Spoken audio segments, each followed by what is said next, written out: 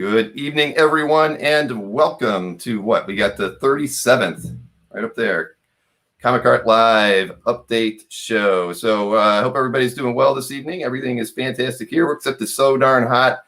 All the windows are closed and the AC is on here. But speaking of hot, obviously we're going to be talking about ComicLink auction prices, and they were pretty hot as well. I saw McKean mentioned in the chat before the thing even began. He said that the ComicLink auction had its way with him and didn't even buy him dinner first. So that tells you something, because McKean's a hospitable guy, and you'd think that the auction would have taken care of him like he would have taken care of them if they were at his home.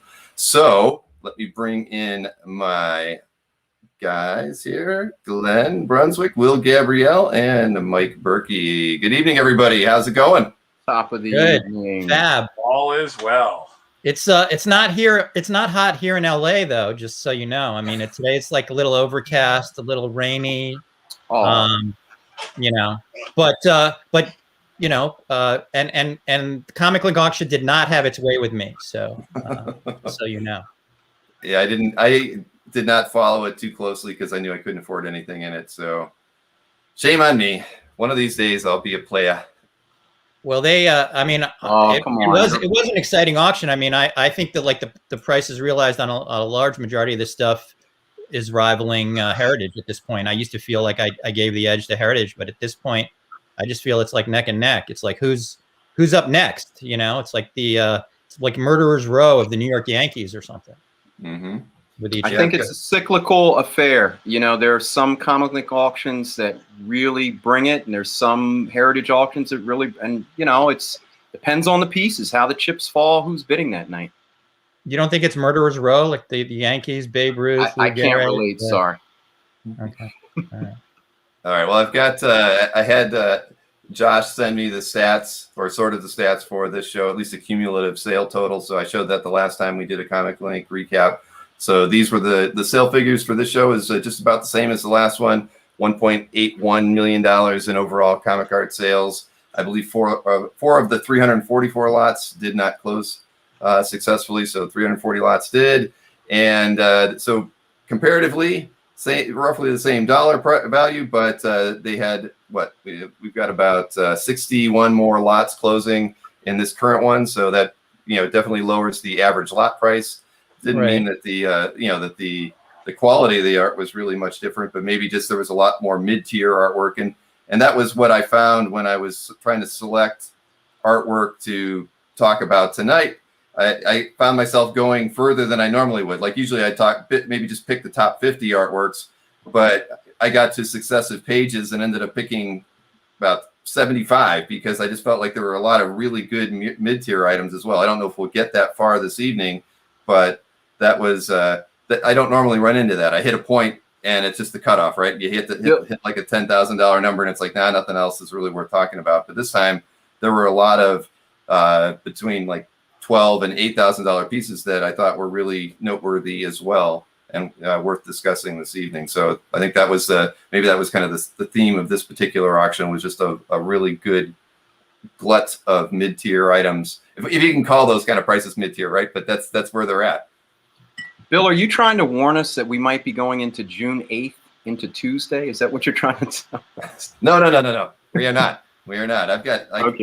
We couldn't. No, we're gonna go quick. That's why I felt like, in a way, a lot of this stuff. We've been doing a lot of the recap shows in a way. So there's certain pieces we may want to dwell on where you've got definitely some interesting information, but maybe we might get through that many if we can. If we move it along. But these shows still take always last a couple hours. So I just wanted to be prepared if we were able to talk quickly. I'm just saying. All right. So I haven't been paying attention to the chat at all, but let's see. My essentials, according to Dino, wrong shoulder, are alphabetized, which they are somewhat. So. Oh, there you go. Yeah, Dino. Yeah. And Berkey's growing a goatee.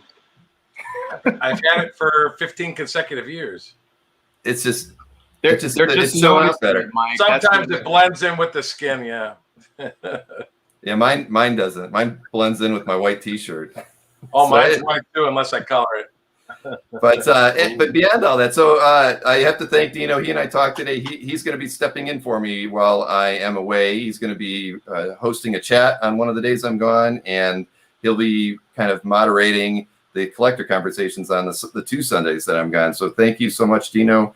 I really appreciate it. Dino's a good man. Yeah. All right, Dino. And yes, the alien does have the pirate hat from one of the Billigan, for Billigan's Dream, actually. Oh, so anyways, right. Well, you turn the stats into hats. Stats to hats. That's a new phrase we just came up with. No, we didn't. Stats to hats. Let's talk about some art, gentlemen. So we've got $1.8 million. Well, yeah, we got a lot of art to talk about. Let's get the first thing up here. So this was obviously, that was the signature piece for this particular auction. It turned out to be, apparently. I mean, it's better than some covers. It's quite an image. $73,000 on this Punisher War Journal, number 7, page 13, Jim Lee, of course. So was it, I mean, it's at 73. I mean, that wasn't, I mean, I don't know. I knew it was going to go high, but I wasn't expecting 73, I guess. But in this market anymore, should anything like this surprise us? Well, I think the thing that's surprising for me is that the inker is like Carl Potts, right? And is that correct? I'm not 100% sure.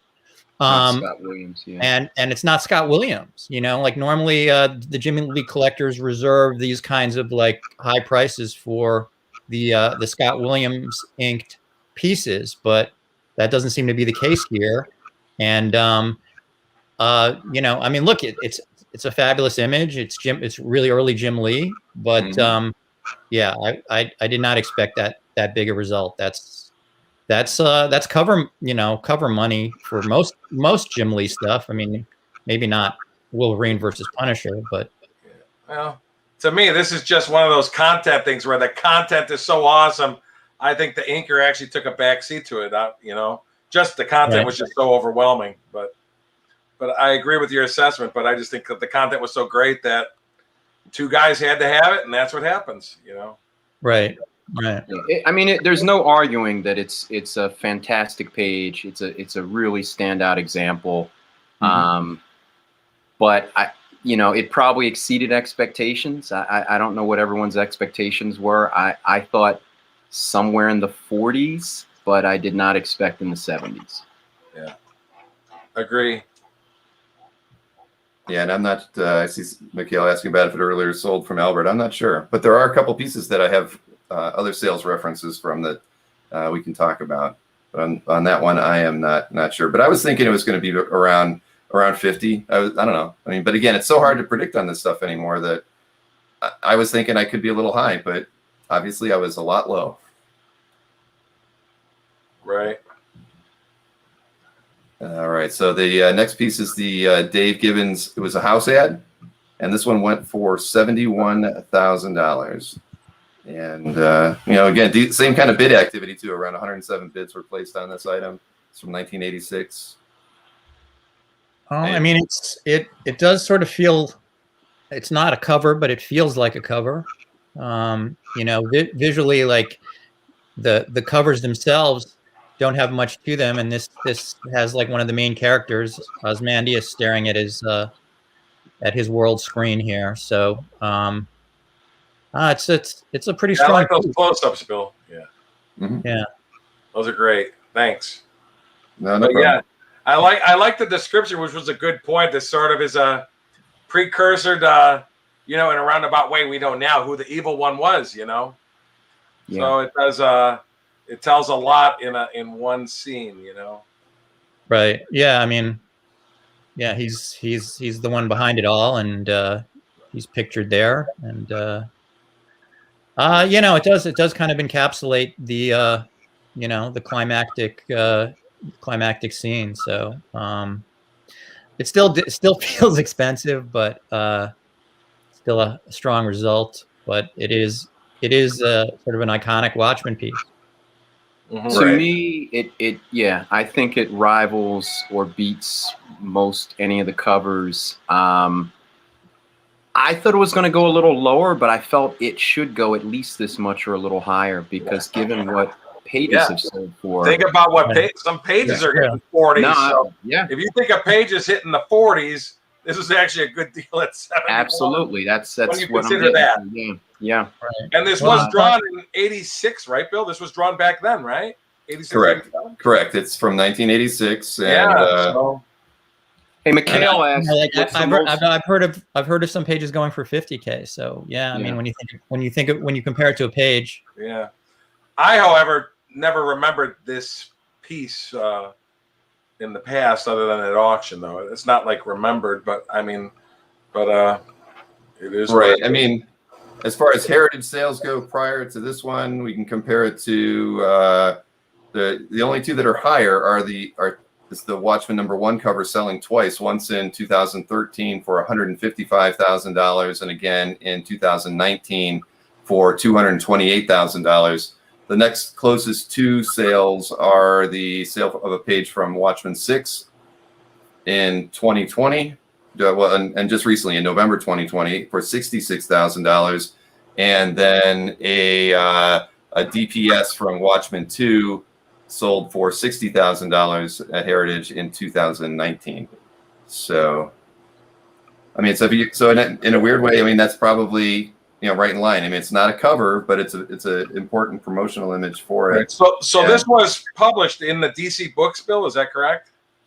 Correct. It's an ad, right? Yeah, it's an ad. Yeah, it's a house ad that ran through all the DC Books. Correct. Okay. So and ads are cover-like a lot, so Mm-hmm. And it says Watchmen right on the side there, so you've got your branding. Yeah.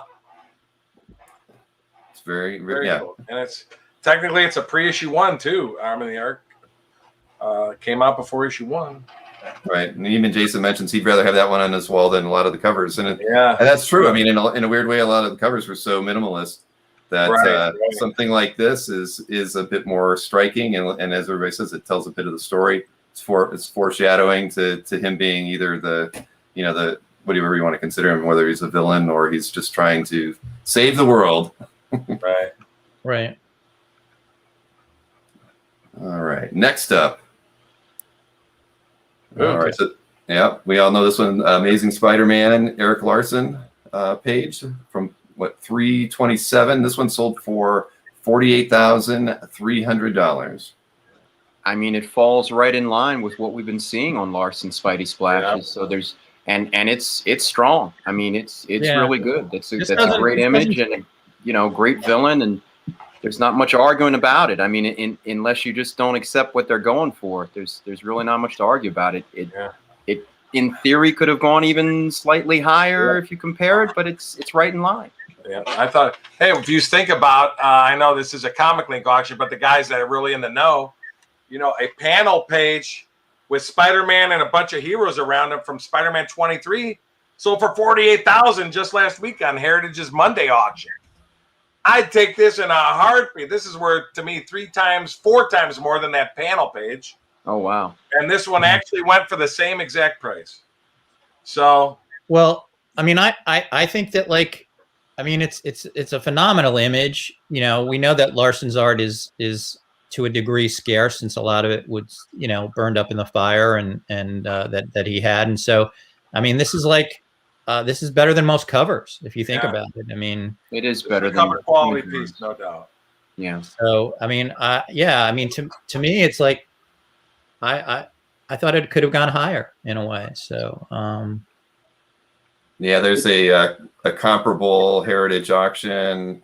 Let's see, it was from, it's next week. Yeah. Right. Well, the April 4th auction had an Erik Larsen Amazing Spidey 330 splash, and it went for $50,400. So just 2 months ago. Right. And but isn't this image with Magneto better than that image though? Yeah. I mean, right, because the other image, I'm just trying to look at the other image now. Yeah, he's just like breaking through a window, and it looks like it's just some normal, no real big baddies in that one. But yeah, this image is much more dynamic, and like you say, it's more cover quality. So right, it could have gone higher. Like Jason said, somebody that wanted a Larsen X-Men just had to have this. as a little side joke, of course. Right. But it's a great image. It's a great image. In hindsight, 5 years from now, we'll probably be saying how this was like one of the greatest deals ever. Who knows? You know. There's no room for a logo though, so they can't reprint this as a cover ever. On an acetate, I guess you could do anything you want. Okay, let's move on. And I was just going to say, Jason has Berkey-like enthusiasm for X-Men as Mike does for Spider-Man. I was going to say there was no room for a Stan Lee signature on that piece. Well, you know, if we look closely at the webbing, we might find one. It might be there, yeah. It might be the webbing. I mean, that's, you know, it's a nice pick. It's right. Yeah, I agree. So here's a Jim Lee Uncanny X-Men page from 277. This one sold for $47,000 even, and moderate bid activity for them. I mean, it had 76 bids on it, but still a strong price. I mean, the Jim Lee market definitely, you know, as far as these X-Men pages go, I mean, I think the sky's the limit right now. As far is this the Scott Williams inks here we're looking at? Yes, this one is Scott Williams inks. Yep. Yeah. I mean, if nothing else, this auction, you know, not that it's no surprise, but this auction, you know, basically told us from a price standpoint that you know, Jim Lee is just solidified as one of the all-time greats. I mean, we knew that before, but you know, if we thought that there were, you know, just some unusual one-offs with some of his pricing, that's, you know, this auction just proves that's not so. I mean, you know, these are strong prices consistently for Jim's art. I remember when Jim Lee's art was like really shooting up. I want to say like, you know, like just after he did Hush, you know, and prices started, you know, really going crazy for some of those Hush covers. I had heard at the time that, like, you know, when we thought covers were like between 10 and 20,000, that one of them had sold for like 80 grand, and we were all like, oh my God, that's like so crazy. And somebody said, maybe it was you, Will, like I think someone said that Jim Lee is like the new Neil Adams, you know? And I mean, it's an interesting comparison, although like it feels like Jim Lee's way eclipsed, at least on the pricing schedule these days scale. I mean, he's like way eclipsed Neil Adams artwork. Right.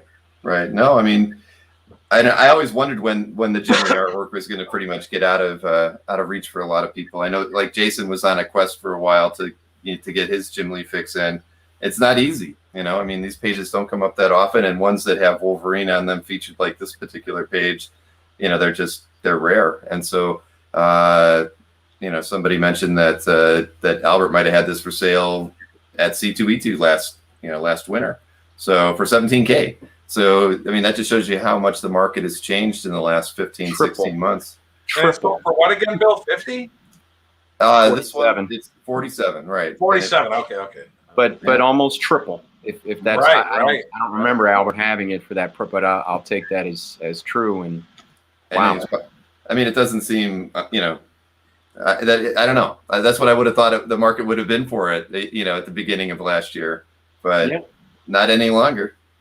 Not any longer at all. I mean, you know, just for a very quick comparison, and it's apples and oranges, but you know, this is outselling most, most great Kirby pages you can have for less money, or Ramita, or you know, I mean, you could even get some Ditko Spidey pages, and you know, certainly but the demand is there, Will. I mean, the demand. No, I'm not denying it. I can't tell you how many people, like, you know, are asking me for Jim Lee Wolverine pages. I'm getting some of the same. Much more than are asking me for Jack Kirby X-Men, or I mean, it's just where we are. Plus the supply, you know, it's the demand, and the supply is not so you know, is not so big either.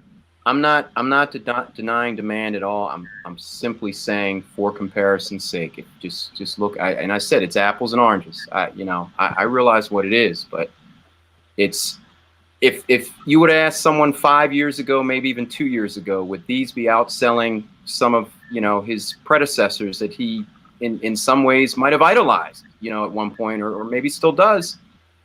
Most people would have said no. That's my point. Well, he is a huge Jim Lee is a huge Kirby fan. There's no denying that. Yeah. Oh, absolutely. I mean, he used to own a good deal of Kirby's artwork, so I don't know if he still does, but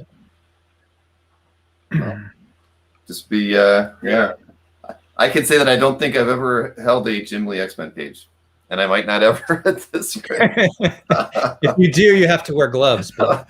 Exactly. I just remember just like less than 10 years ago trying to sell an X-Men cover for about this much and having difficulty. It's hard to believe. I'm sure it would disappear, you know, if I put it on my site within 2 minutes. But yeah, it's startling. It really is. And speaking of more X-Men, this is from X-Men 138, and it's this one went for $39,000. So, I mean, that sounds about what I think most of the pages from this kind of edge of Byrne's run have been going for of late. I don't know if you guys would agree or not. Yeah, I mean, I think so. It's you know, I would have said 35, 36. So, you know, it went slightly higher than I would have expected. But, you know, it's funny. This was an issue. I mean, this is a great issue if you were reading back then to start reading X-Men, because it recapped from X-Men 1 up until the death of Phoenix and her funeral. So, I mean, in one issue, in I think 17 or 18 pages, you got the whole, you know, last 20 years of X-Men, which is great. And there was a point where collectors actually valued these pages less than the other surrounding pages, and that's really no longer the case. And I mean, you know, you get some great scenes of past issues, but I think that last panel is what might be the draw on this page, why it pushed a little higher, because of, you know, Mastermind, you know, turning Jean into the Black Queen. Yeah, very true. Right. Hey, wait, there's a Stanley signature sighting, everybody, right there. There we are. There you go, and Mike. it hit Ashel art blasphemy. Poor Sasquatch. Exactly. Yeah. Right. And I didn't see this earlier, but Jason said I can hold his Jim Lee X-Men art. So thank you very much, Jason. I do appreciate that. But you must wear gloves. But I must wear gloves.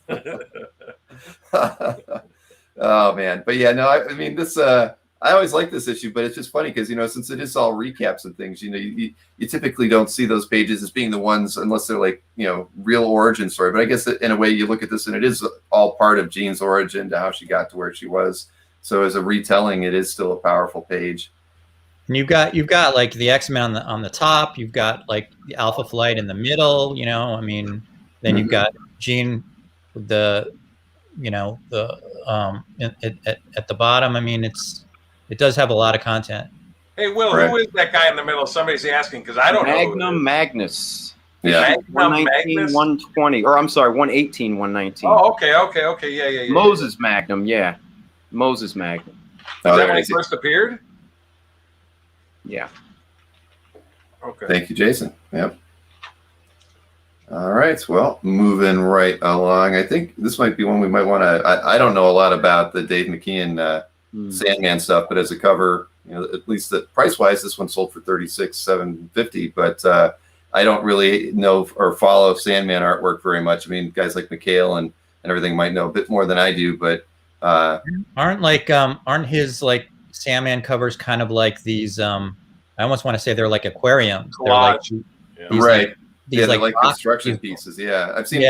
Because Scott Eder has several of those. Yeah, I've seen a combination of stat with art and stuff. They're like pop art or something. Yeah. Yeah. So maybe the idea that you can have a piece of his that's just all on one board, you know, from Sandman is appealing in terms of where this wound up price wise.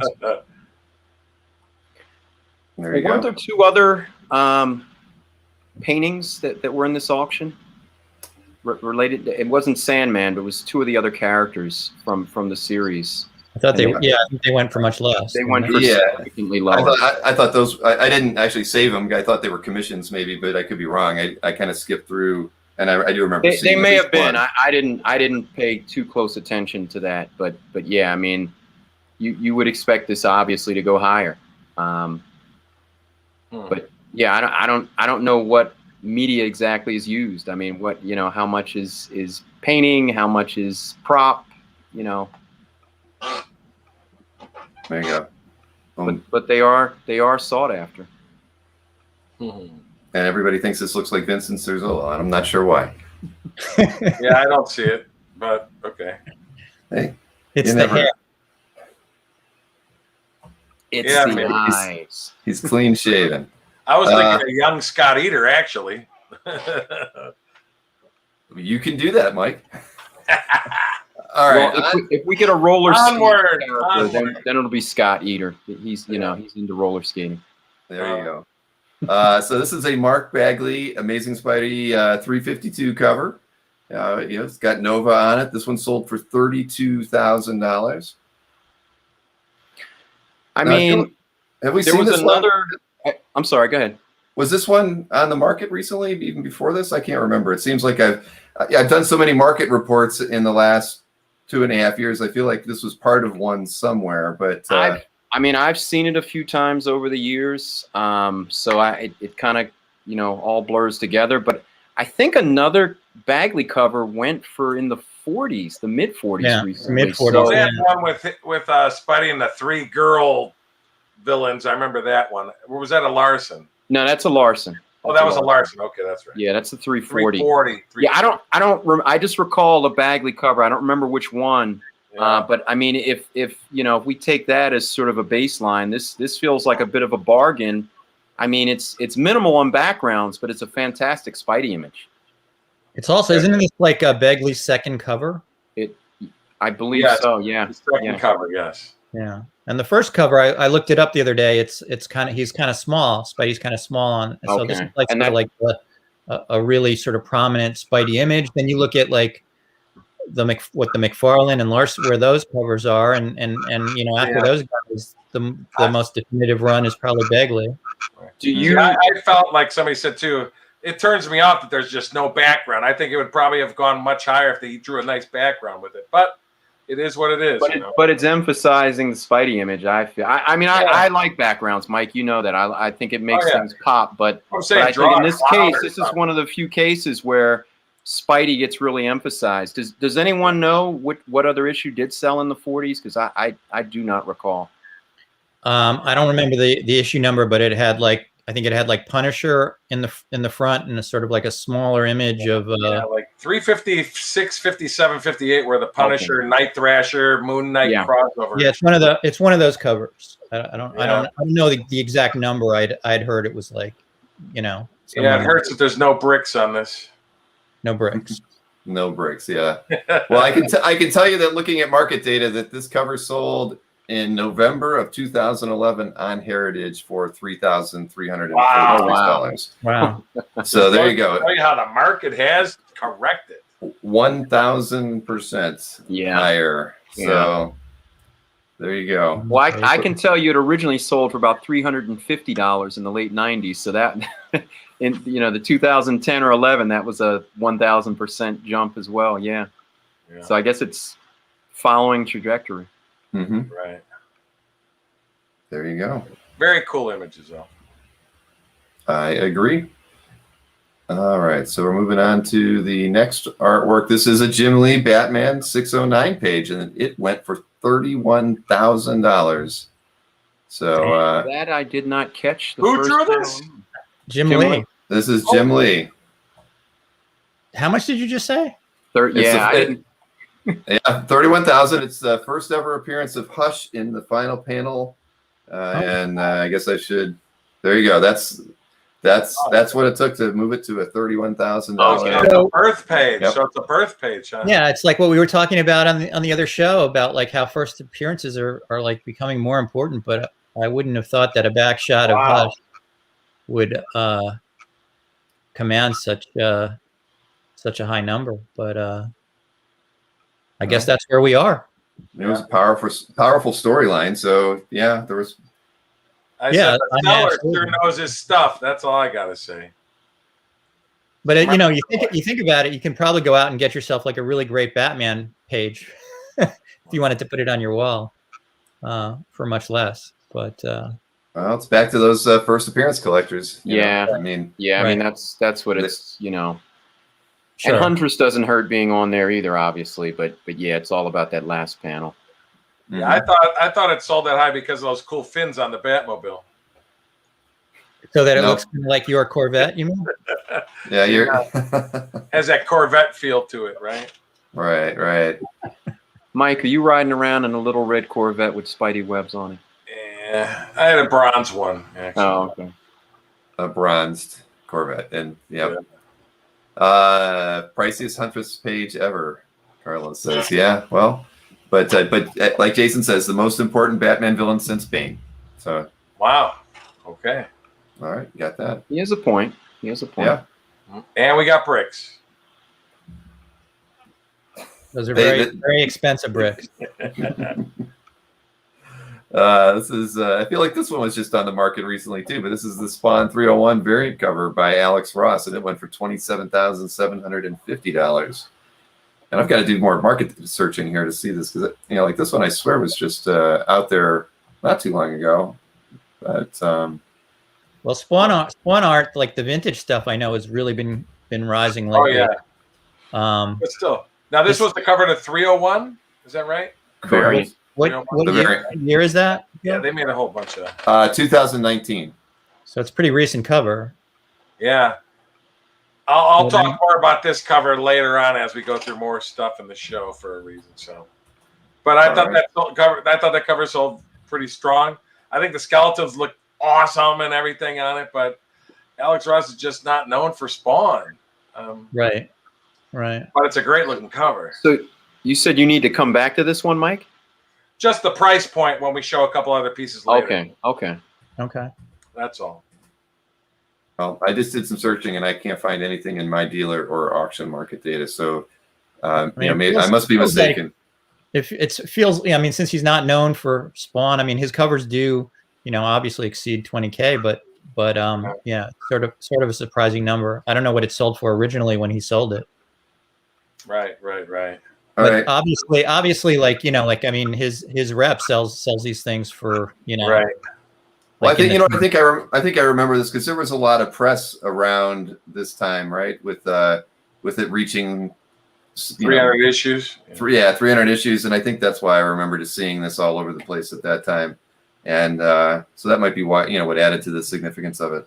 But you said it's issue 301, right? Not 300. Right. I don't remember. Yeah, why. they did variants for 300 and 301. A bunch of artists did variants for. There's like 15 different covers for each of those books for some reason. Yeah, it was out there a lot, and Jason mentions that it was on Calf and Sal's gallery, so maybe that's why it's just popping up in my reports a lot or in my most viewed items. But yeah, I'm not a image.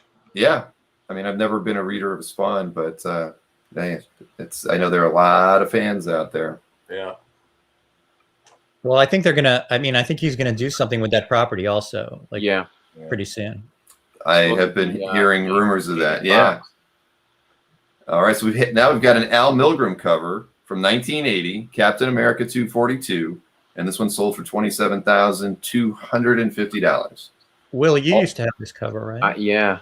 All about content. I think I moved this cover, I don't know, maybe 3 years ago for in the 20 range. So, has gone up some.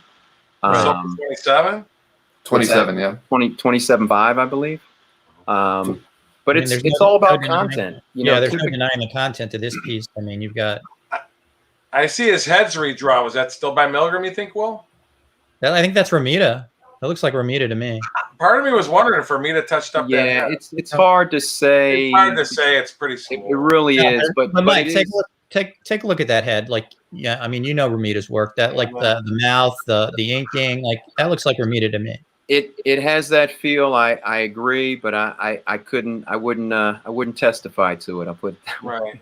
Well, think about it, though. He had the ink on top of whiteout, so you're not going to get any type of nice feathering or anything like that. So it's possible. Yeah. Think about it. He was art director and doing corrections, so.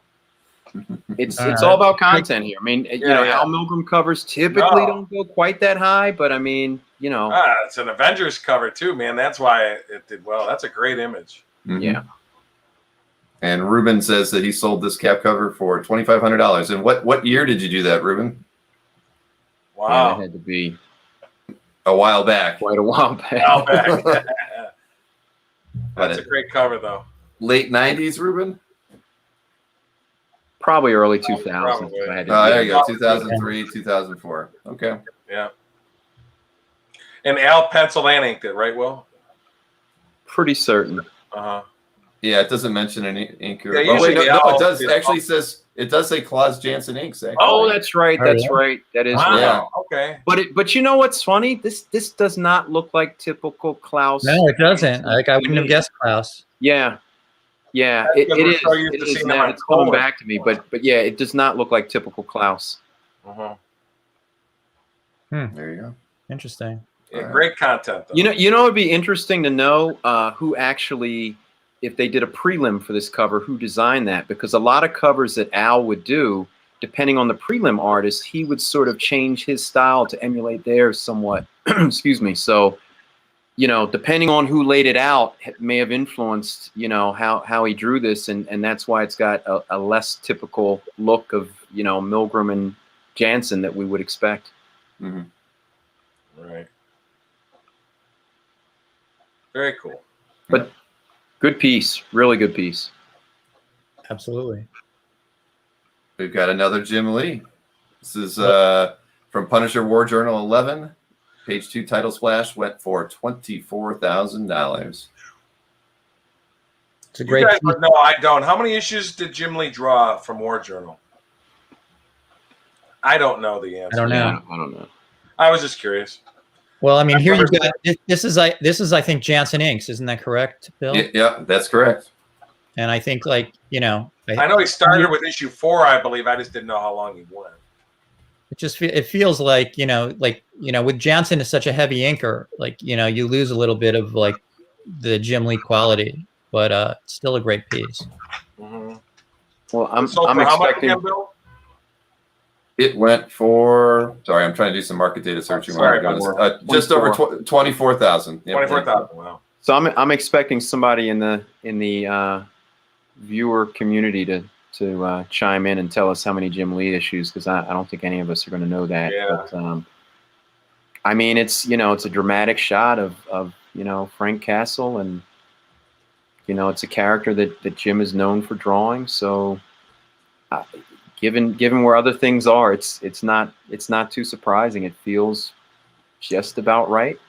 Yeah. Well, thinking about the X-Men stuff going crazy, people might gravitate towards this as the next tier, you know. Yeah. Isn't this the Grifter trench coat, by the way? It's like that he put on Grifter later. Like, you don't usually see Punisher in a trench coat. It does look like you know, if it's raining hard enough and he's got to, you know, stroll down an alley and kill somebody. I mean, he's a dignified Englishman, and he got his coat at Burberry. There you go. Well, I can tell you, comp-wise, the closest sale for a Punisher War Journal art by Jim Lee is the cover to issue 7, sold by Heritage in 2016 for $23,900. So this beat that. And in that same year, the next closest one was the cover to issue 18 that was sold in 2013 for $14,000 by Heritage. So this beats them both. Yeah. Well, it's a different. I mean, that's years ago, and it's a different time too. So. Yep. Hey, it's got the fan signature. I just saw it. You were going to say. Oh yeah, there it is. How about it? Oh boy, this is the type of cover where it's harder to notice. Wow. Yeah. Mike, you were looking for that one. I was. I go. There's no way they could put a signature on this. Then Bill popped it for us. It's almost as if it, you know, Stan was trying to blend it in with the blood dripping down the guy's chest there. Well, at least he didn't put it in the white area of Punisher's leg there on the right. Yeah. Yeah. Or on the on his insignia. Only on the girls. Only on the girls. All right, moving on to the next artwork here. Oh, this was a complete issue one. I'm not sure if you guys are familiar with Ryan Otley's sales or not. Sure. Okay, this is from Invincible 107. It was the cover and complete issue. Went for $750. So have you guys watched the animated version of this on Amazon Prime. I have not yet. Yeah. So it's really good. It is really good, and obviously, like I've seen like his artwork pop like in price since then. So it's you know, and in this auction, which we'll probably talk about, there were like some covers that went for some pretty decent money as well, if I'm not mistaken. Yes. So, yeah, I think some of his covers selling for high, and I didn't know why. So that's the reason. Because of the Iron Fist show, or what? No, Invincible. The Invincible. Invincible show. I'm sorry, Invincible. That's what I meant. It's animated. It's on Amazon Prime. I don't even know what Invincible is. Is that character called Invincible? Yes. Well, not that character. Not this character, but yeah, in the story. But yeah, the main character that was the character is called Invincible, and it's kind of like an adult cartoon. It's not real. I mean, there's a lot of blood and gore, and there's curse words, and it's not that cartoon is not for kids at all. So, so you got. It's interesting. It's a good show. You guys should watch it. But I think that's the reason why we've seen that huge pop in this artwork. Sure. I mean, but as far as complete issues go these days, we're seeing Felix sell complete issues lately, for 20, 25, 30, you know, depending on what it is. So complete issue sales are hot. So in a weird way, this one kind of falls right in line with a lot of what we're seeing on the modern books. True, but isn't he like selling like books like, you know, Thor books, and like, I mean, Invincible is sort of like, it's a different animal that in the past was not as sought after as, you know, all of a sudden, I think, you know, Invincible's having a moment. Quite true. Okay. Well, I'm glad you watched that cartoon, Glenn. Yeah. You guys should watch it. I really liked it. I will put it in the queue. Worth your time. It is on my list if I ever have a moment. But I mean, wasn't it being released? Was it released all at once? I thought when I looked at. Oh, it was. Okay. Well, I think no, I'm sorry. They released like 3 episodes and then like some more. But yeah, I mean, if you wait, you could obviously you could binge the whole thing. There's episodes out now. Yeah, Amazon Prime. But that's kind of what I've done that with the Marvel TV shows. I've actually waited till they're done and then I'll watch all 6 episodes versus doing it one at a time. It just drives me crazy. I want to see it like a movie, so I'd rather just see the whole thing. But it's a long period. To sit and watch 10 hours. I know. The Loki one starting on Wednesday. I feel like I have to watch that one. I really want to see it. So yeah, I'm going to break my rule for that one. I say the yay. The Loki thing has gotten some like incredibly great reviews. I'm pretty pumped. Well, Bill, you know, I would be surprised because he's like family to you. So I mean, if you didn't watch it, I think he'd be very insulted. So I've got. All right, Bill, do it, Bill. I'm not putting it on. No, I'm not putting it. Why you stop? You're not. I thought you were grabbing for it. I'm sorry. I thought you were grabbing. I was just pointing at it. Mike treats me like I'm a trained monkey or something. You know he likes to instigate, Bill. You know he likes to instigate. Well, just be careful. Just be careful with the God of Mischief, Bill. I thought you were getting all excited to put it on. I didn't know. No, you were getting all excited.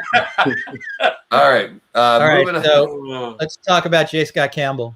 Yes. Well, yeah, there was a lot of J. Scott Campbell in this auction. Three covers that popped like 20. Yeah, they were great pieces. So this is like he's kind of like doing his own riff here. Like this is like this layout is a pose from a Gen 13 cover. I think Gen 13 number 12 actually. Yeah. And which I thought was like a great cover. And here we have is that Mary Jane in the middle there? Like who is it? Isn't that Gwen Stacy? I think it's Gwen. Spider-Gwen, right? Well, she looks very much like the Fairchild in the original cover. Yeah, so it's amazing to me that these sort of like newer covers are like hitting 20, and the Gen 13 covers for a while, like, and they've just started like getting some like really incredible numbers as well. So I'm proud of Stan Lee where he signed it. That's all I got to say. Very. He sort of did touch Spidey's thumb, though. Just a little disappointed there. He was emulating Campbell's signature on the other side, the bookend signatures. Oh, right.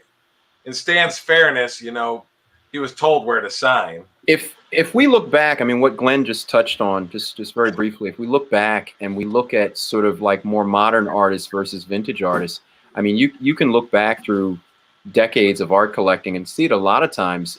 Newer art prices do rival and sometimes exceed vintage art prices, and you know, we look back at it at the time, and you know, if the artist really sticks and stays, you know, in the fandom a favorite, then you know, the prices keep going up. But if they don't, you think, wow, that was a craze for a couple years, and then it kind of died off. But I mean, this is obviously not one of those crazes. This is no. J. Scott Campbell he's not going away, and neither is his prices. Yeah, I mean, he's pretty. I happen to really like his art, but he's just sort of like cemented in sort of like the good girl art pantheon at this point. Yeah. Right, and this one did sell for $22,250, as did this next one. That was Spider-Gwen, number one. Yeah, Midtown variant cover. Same price. Same price. Okay. Same price. Yeah, and the previous cover was from 2016. This is from 2015. Wow. Right. I mean, the other cover feels like a nicer example in terms of you're getting a multitude of Spidey-related characters versus this is all Spider-Gwen. But if you're into Spider-Gwen, I mean, this is, you love Spider-Gwen, this is your cover. Fantastic. Yeah. Well, yeah, and it's the number one. It's a variant, but it's number one. Number one. You know, which I guess at some point, you know, we'll probably look back on this in 10 years and go like, this was a pretty special issue. So even has a little Japanese little Pikachu type of character in there. No, isn't that the character from Into the Spider-Verse? Is that little character Spider-Ham's brother or something? Yeah, I can't think of. But I mean, it's a toy. That's like Japanimation type of drawing of Spidey. You know what I mean? It's cute. I mean, that's sort of cool. It is cute. Yeah. Oh, we got a Stan signature at the bottom. I like Spider Pikachu. I think that's a good, that's Spider a good crossover. Oh yeah, there you go. And Stan signed that one as well. Well, Scott says it's like a little Scotty Young type Gwen character. Yeah. So, and Michael asks, Bill did say this twice, Michael, but the price is $22,500, Bill? $22,250 on this one. And the other one. And I'm not putting this on, ladies and gentlemen, but I will. No, I can't do it. Just do it for a second. Chibi, yes, that's right. Colin Chibi says is its name. Good, Bill. That sounds familiar. I can't put this thing on. Look at my hair gets all messed up. Bill, can you put my photo just above yours so I could do this? No, you can't. Yeah, exactly. You are the puppet master, Mike. Oh God. Nah. You look good as Loki, Bill. You could be his stand-in. Thank you. You could be a stunt double for the show. I'll remember that. Yeah, that's a compliment. Yeah. You're always going to be at the bottom of this list from now on. Next up. Whoa. This is another Campbell. Yeah. It's a saucy cover. Meow. $21,250 on this one. Another variant Black Cat Amazing Spider-Man Presents Black Cat #1 cover. And What year did that come out at the bottom? I'm gonna have to right above Stan's signature, it looks like. To the right. 2010. No? Oh, okay, no, right there. I'm just saying, I think you guys will agree with me. I would take the other two in a heartbeat over this one. But I like this. I mean, this feels like just a very nice, almost like really finished, nice commission, almost more so than the other. That's what I'm saying.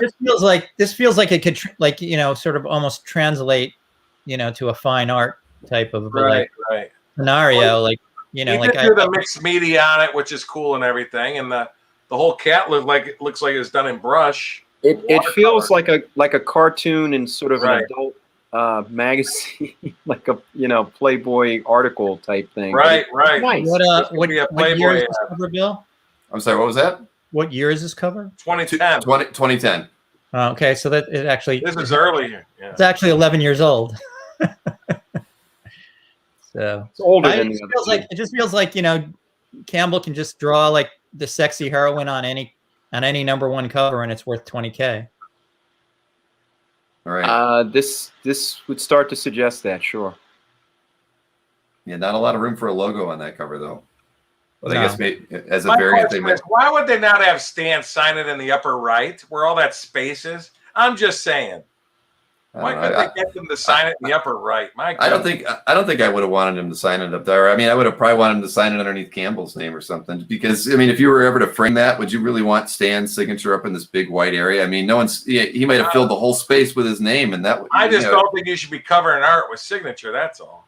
I'm not really sure what Stan's name is like relevantly doing on this cover at all. He didn't create Black Cat. Obviously, somebody thought that would add a lot of value to it. I suppose, but I mean, it's Campbell is the artist, and yeah, I think everyone's Mikhail just mentioned it. Rich said it. I think there are fans that get excited about meeting Stan. They have him sign whatever they have, and maybe this is what they had. I mean, I agree. I wouldn't have him sign. I wouldn't have had him sign anything that he wasn't directly related to. But if you had to, have sign it on the back. I mean, Jesus. Yeah. Well, in that moment, sometimes people aren't thinking. The creator of Marvel, creator of Marvel, I get it, but just why there is all I was saying. Well, I'll tell you, people were spending a lot of money to get the signatures, and I don't know. Yeah. I think it was fan fervor for getting Stan's autograph, and right. So it was what it was. But now we get on to something.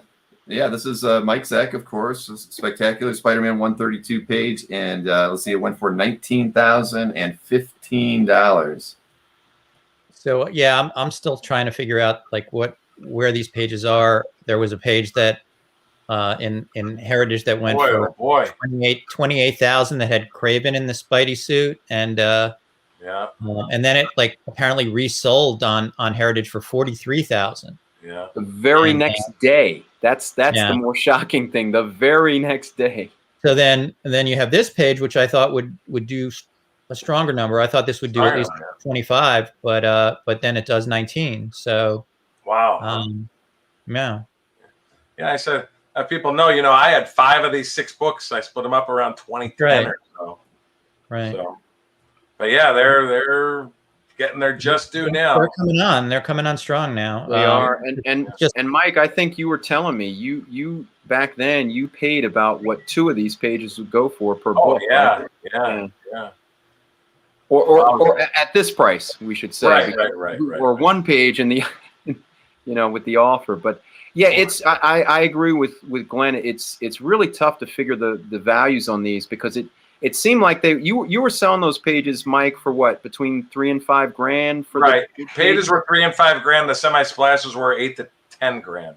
And it's like let's just look at it. So a typical page like this would have been what, $3,800 maybe. Yeah. And it seemed like they were, let's say, $3,000 to $4,000. Then all of a sudden they were $20,000 to $30,000. There was like no stop off in between. So it's hard to figure out what these are.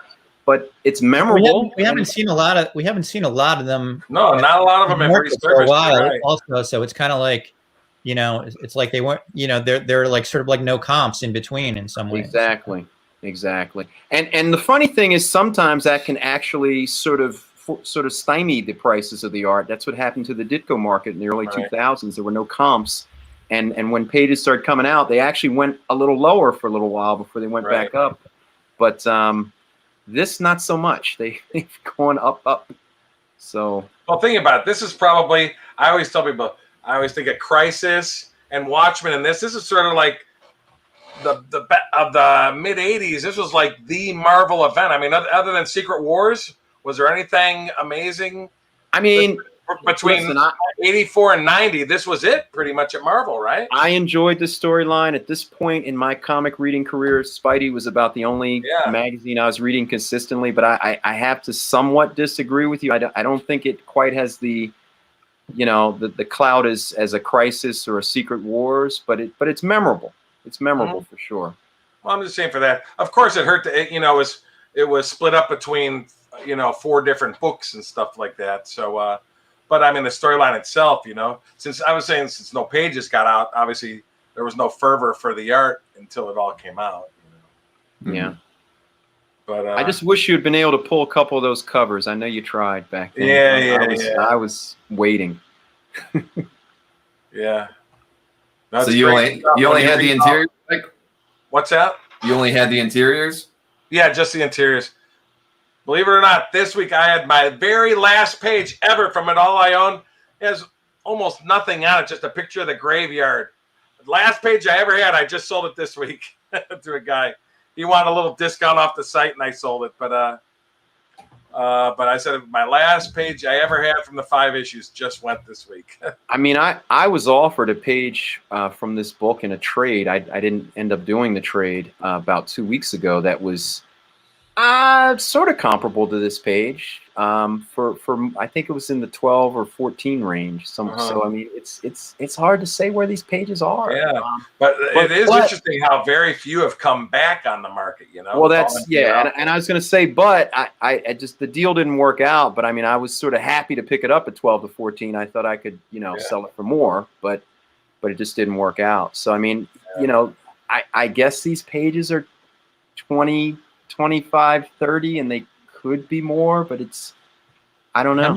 How many of these of the books are broken up? Are they all broken up, Mike? 4. I sold 1 book complete to a guy. The other 4 were split up. Okay. And the person you got them from kept 1 book, or he only got 5? He kept it. He kept it. He kept it. Okay. Yeah. And he kept the covers, right, or most of the covers. Right. Well, I think 2 or 3 have been in auction. I think. Huh. Okay. Yeah. Yeah, sorry, I'm just looking through some pricing. I mean, it's like a you guys tough are saying. one. Yeah. It's a tough one. Right. All right. Well, moving on. We shall move. And this was Sean Murphy, of course, from Batman White Knight #8 cover. It went for $18,750. Yeah, boy, he's come on this. His stuff is strong now. It's a healthy beautiful art. Beautiful art. And I think these are like these are kind of smaller sized as well. I recently sold one of these covers. Yeah, it was like kind of smaller. It was like a White Knight cover. He's on a gargoyle. I think he's mocking Batman. Does look like it. Yeah. Well, I mean, it seems like a healthy number, but that's around where they are. Like 15, 18 is around where they are. Right. What are his pages selling for? His panel pages selling for? I was going to say, what year was this one drawn, Bill? I'm just curious. This is from 2020. Wow, 1 year old. Whoa. Yeah, and it's a variant.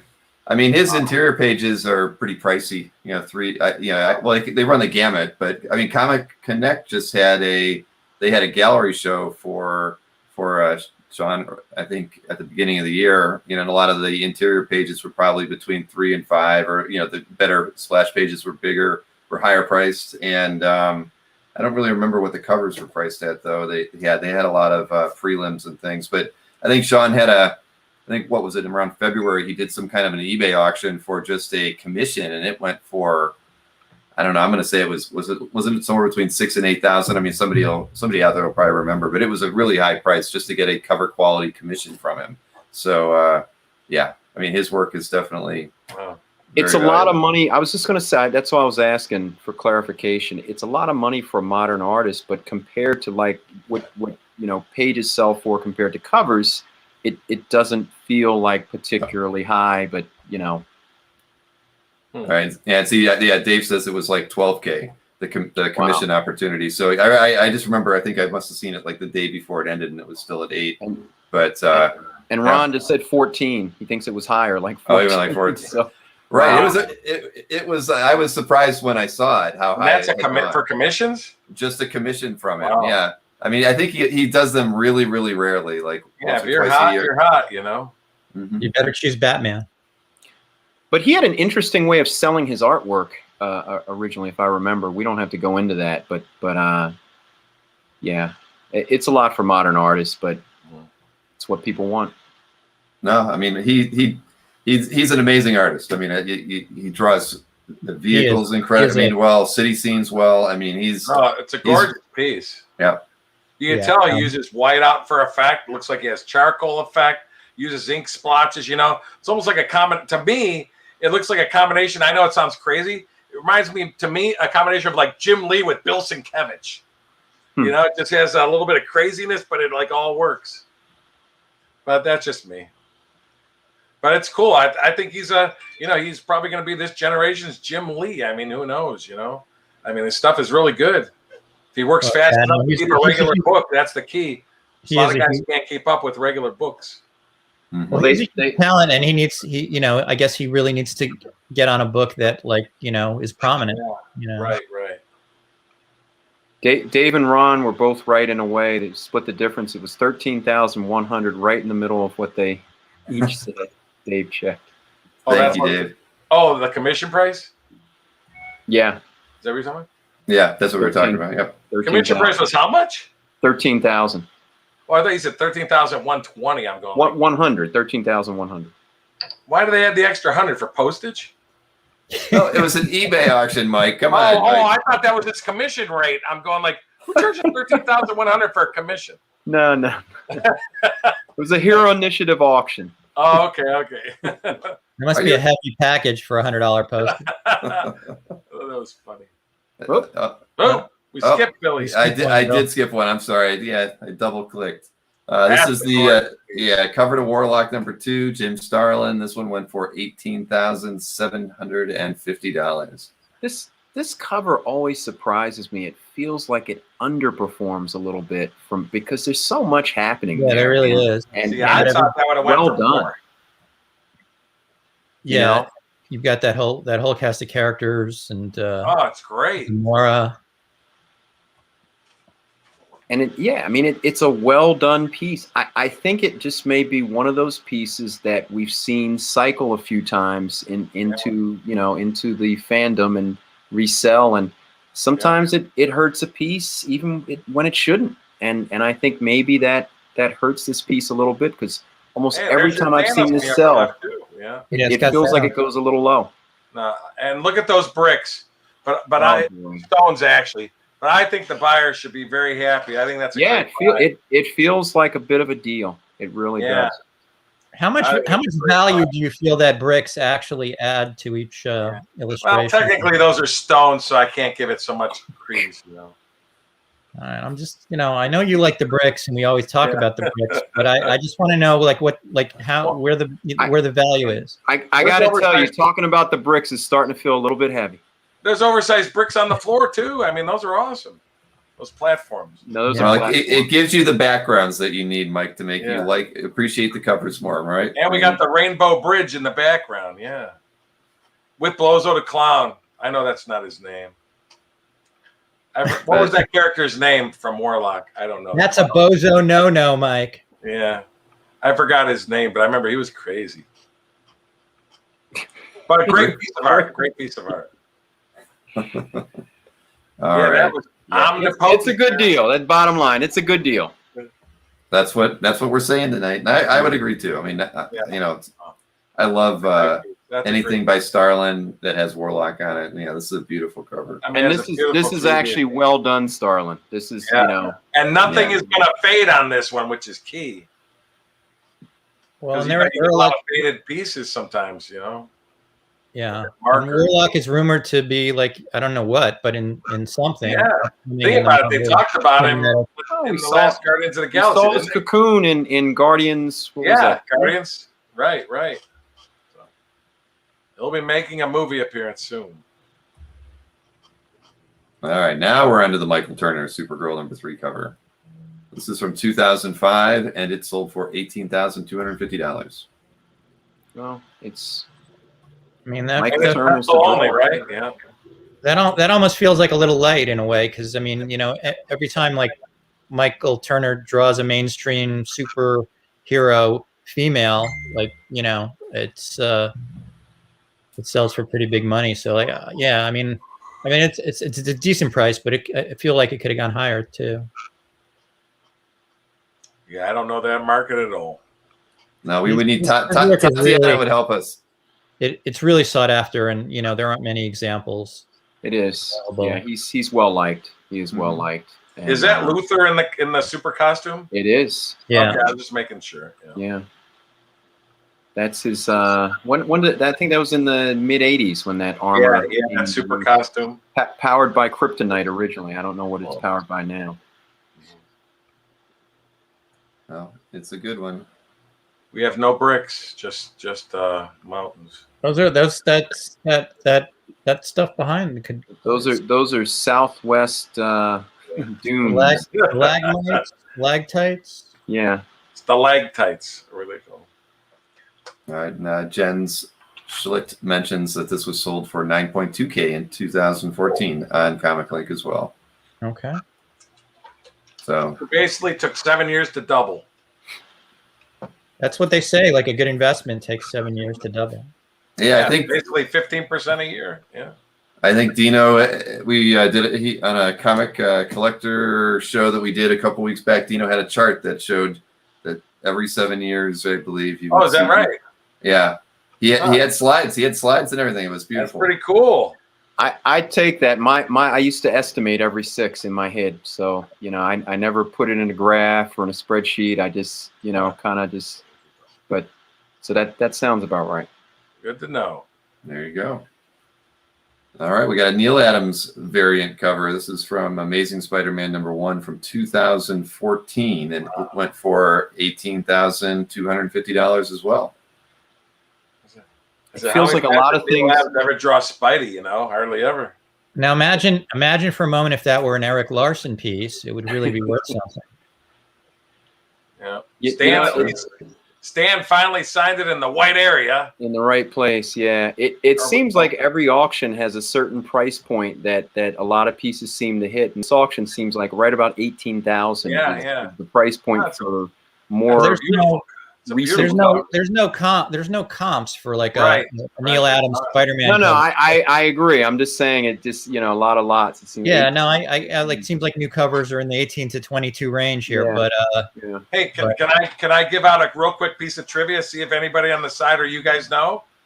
Sure. What was the earliest Spider-Man piece of art Neil Adams ever drew? Anybody know? Wasn't that a Marvel DC crossover or something? It's like a cover for like a fandom or like a Phantom cover with all these the Marvel and DC characters on it, right? You're not really. I'll give it like 30 seconds, but it's something we all know. Let me put it this way. I guarantee you, all of us have seen it. Maybe not so much. I guarantee you. Anybody know on the side? Dino says Christmas Spectacular. Marcus says a vitamin ad. Spidey versus Soups. Grant said RS88 said Spidey versus Al. Give up? You're not gonna believe tell us. The 1966 Spider-Man model. He drew the box as a painting. That's by Neil Adams. Well, did not know that. The Spider-Man model kit in '66 was by Neil Adams. Yeah. The only reason I know is a friend of mine got it signed by him and sold it. I thought the model kit was the Romita version with Craven, no? That's 74, the original. More than one model. Yeah. Right when he got into the armory, he was in advertising. He actually drew the Spider-Man 1966 model kit box art. Yeah. He did a couple of them, as a matter of fact. I'd have to go back and look at that. I can't even picture it. Yeah. I can picture the Craven one. If we have it, but that's a birth box. Yeah. Birth box. But anyway, I'm just saying, Spidey. That's a new term there. Then he gets to draw Spidey again, and 52 years later, he draws Spider-Man. You said this is 2018? Yes. No, 2014. I'm sorry. Oh, 2014. Well, something, Mike. He's definitely drawn them since then, because there was some Batman. He has. At costume parties, they would have somebody dressed as Spider-Man. He did some of the merchandising stuff for But I'm just saying, I know his first, and this might be his most recent published work. Might be this piece. I don't know. Yeah. If he's drawn Spidey published since then, I don't know. Could be. Oh, yeah. I take it back. I owned them. What am I saying? He did a lot of the box art on some of the. I had like 3 or 4. He did the art of Spider-Man on the action figures. He did the box art. The toy stuff. I forgot about those, but comic book itself-wise, this might be the most recent. So, but a great cover. I know somebody mentioned it. It's hard to tell if that marker type stuff is going to fade if you look at it up closer. I think it's just how the swirls are. I don't know. I think it's permanent. I don't think it's. Yeah, I think so too. It's just the marker was not putting out enough ink. Yeah, I don't think it faded any. I think that's just the way it was laid. Right. Yeah. But cool image. Yeah, it's great to see Neil Adams doing work like that, this late in his career. Yeah, no, that's beautiful image. Oh, I put this one in there. You guys aren't Peanuts fans, though. I am. Mike somebody is. We're all Peanuts fans, I think. Yeah, but you're like a super fan. But you know the Peanuts market better than any of us. Yeah. We got an echo. They talked about a spider in there. I should have gotten this one. Missed out on that one, Mike. No, that's a great cover. That's a great cover? What am I saying? A great strip. I'm trying to read it as I'm talking. Uh-oh, caffeine time. Don't try and sell these as covers, Mike. Yeah. All right, moving it right along. We'll go to What did it sell for? What was the price? Was it 18 or 18.5, Bill? 250. That's good. Goodbye. Yeah, that seems like reasonable. Mm-hmm. All right, so next up is a Infinity Gauntlet #1 page by Perez. This one went for just over $18,000. I mean, they're got everything you want on it. That's for sure. You got surfers, Thanos. It's a really nice example. I would just say it didn't go into the upper echelons of pricing because it's not a key moment, but it's a really nice example. Right. Yeah. And that's Surfer and Thanos at the bottom too, right? Is that Surfer? Looks like Drax and that's Drax with them. Okay. Yeah. Yeah, very cool. Very cool. Looks like he's hitting them with the Reality Stone or something. Right, one of the gems. I think he said Soul Gem. The power of the Soul Gem. There you have it. Mm-hmm. Very cool. And priced properly, guys? You think it's right where it should be? Yeah, I mean, at 18? For a nice example that's not like a key moment, yeah, it's about where we would expect. Good. I would say as well. All right. Next up is a Brian Boland Camelot 3000 #12 splash. This one went for $17,850. I mean, this is a great example, obviously, with King Arthur, but I think this surprised a couple people because I think this changed hands maybe in the last year or two, and I think right before the auction, maybe a year before the auction, it sold for. You said this went for 17? Yeah, almost 18. So, I think it sold for $8,000, might have been 9, but $8 or 9 grand privately, and but how I don't know if the buyer put it in the auction, but it doubled in price. It was obviously a good investment. We haven't seen a lot of really striking Bolland images at auction lately in the past few cycles, whether it's Heritage and I think that his stuff obviously has always commanded big dollars. I think people are going to be surprised that his stuff is higher than we think it is. Agree. You might be right. Yeah, it just it had changed hands, not just privately, but it went from a dealer to a collector to another collector and then to auction, and I think it went like $6,000, $8,000, and then all of a sudden $18,000. So that's the little backstory I'm giving that I think it did surprise some people. It was probably one of the only times too in this whole series. I mean, Austin inking him also.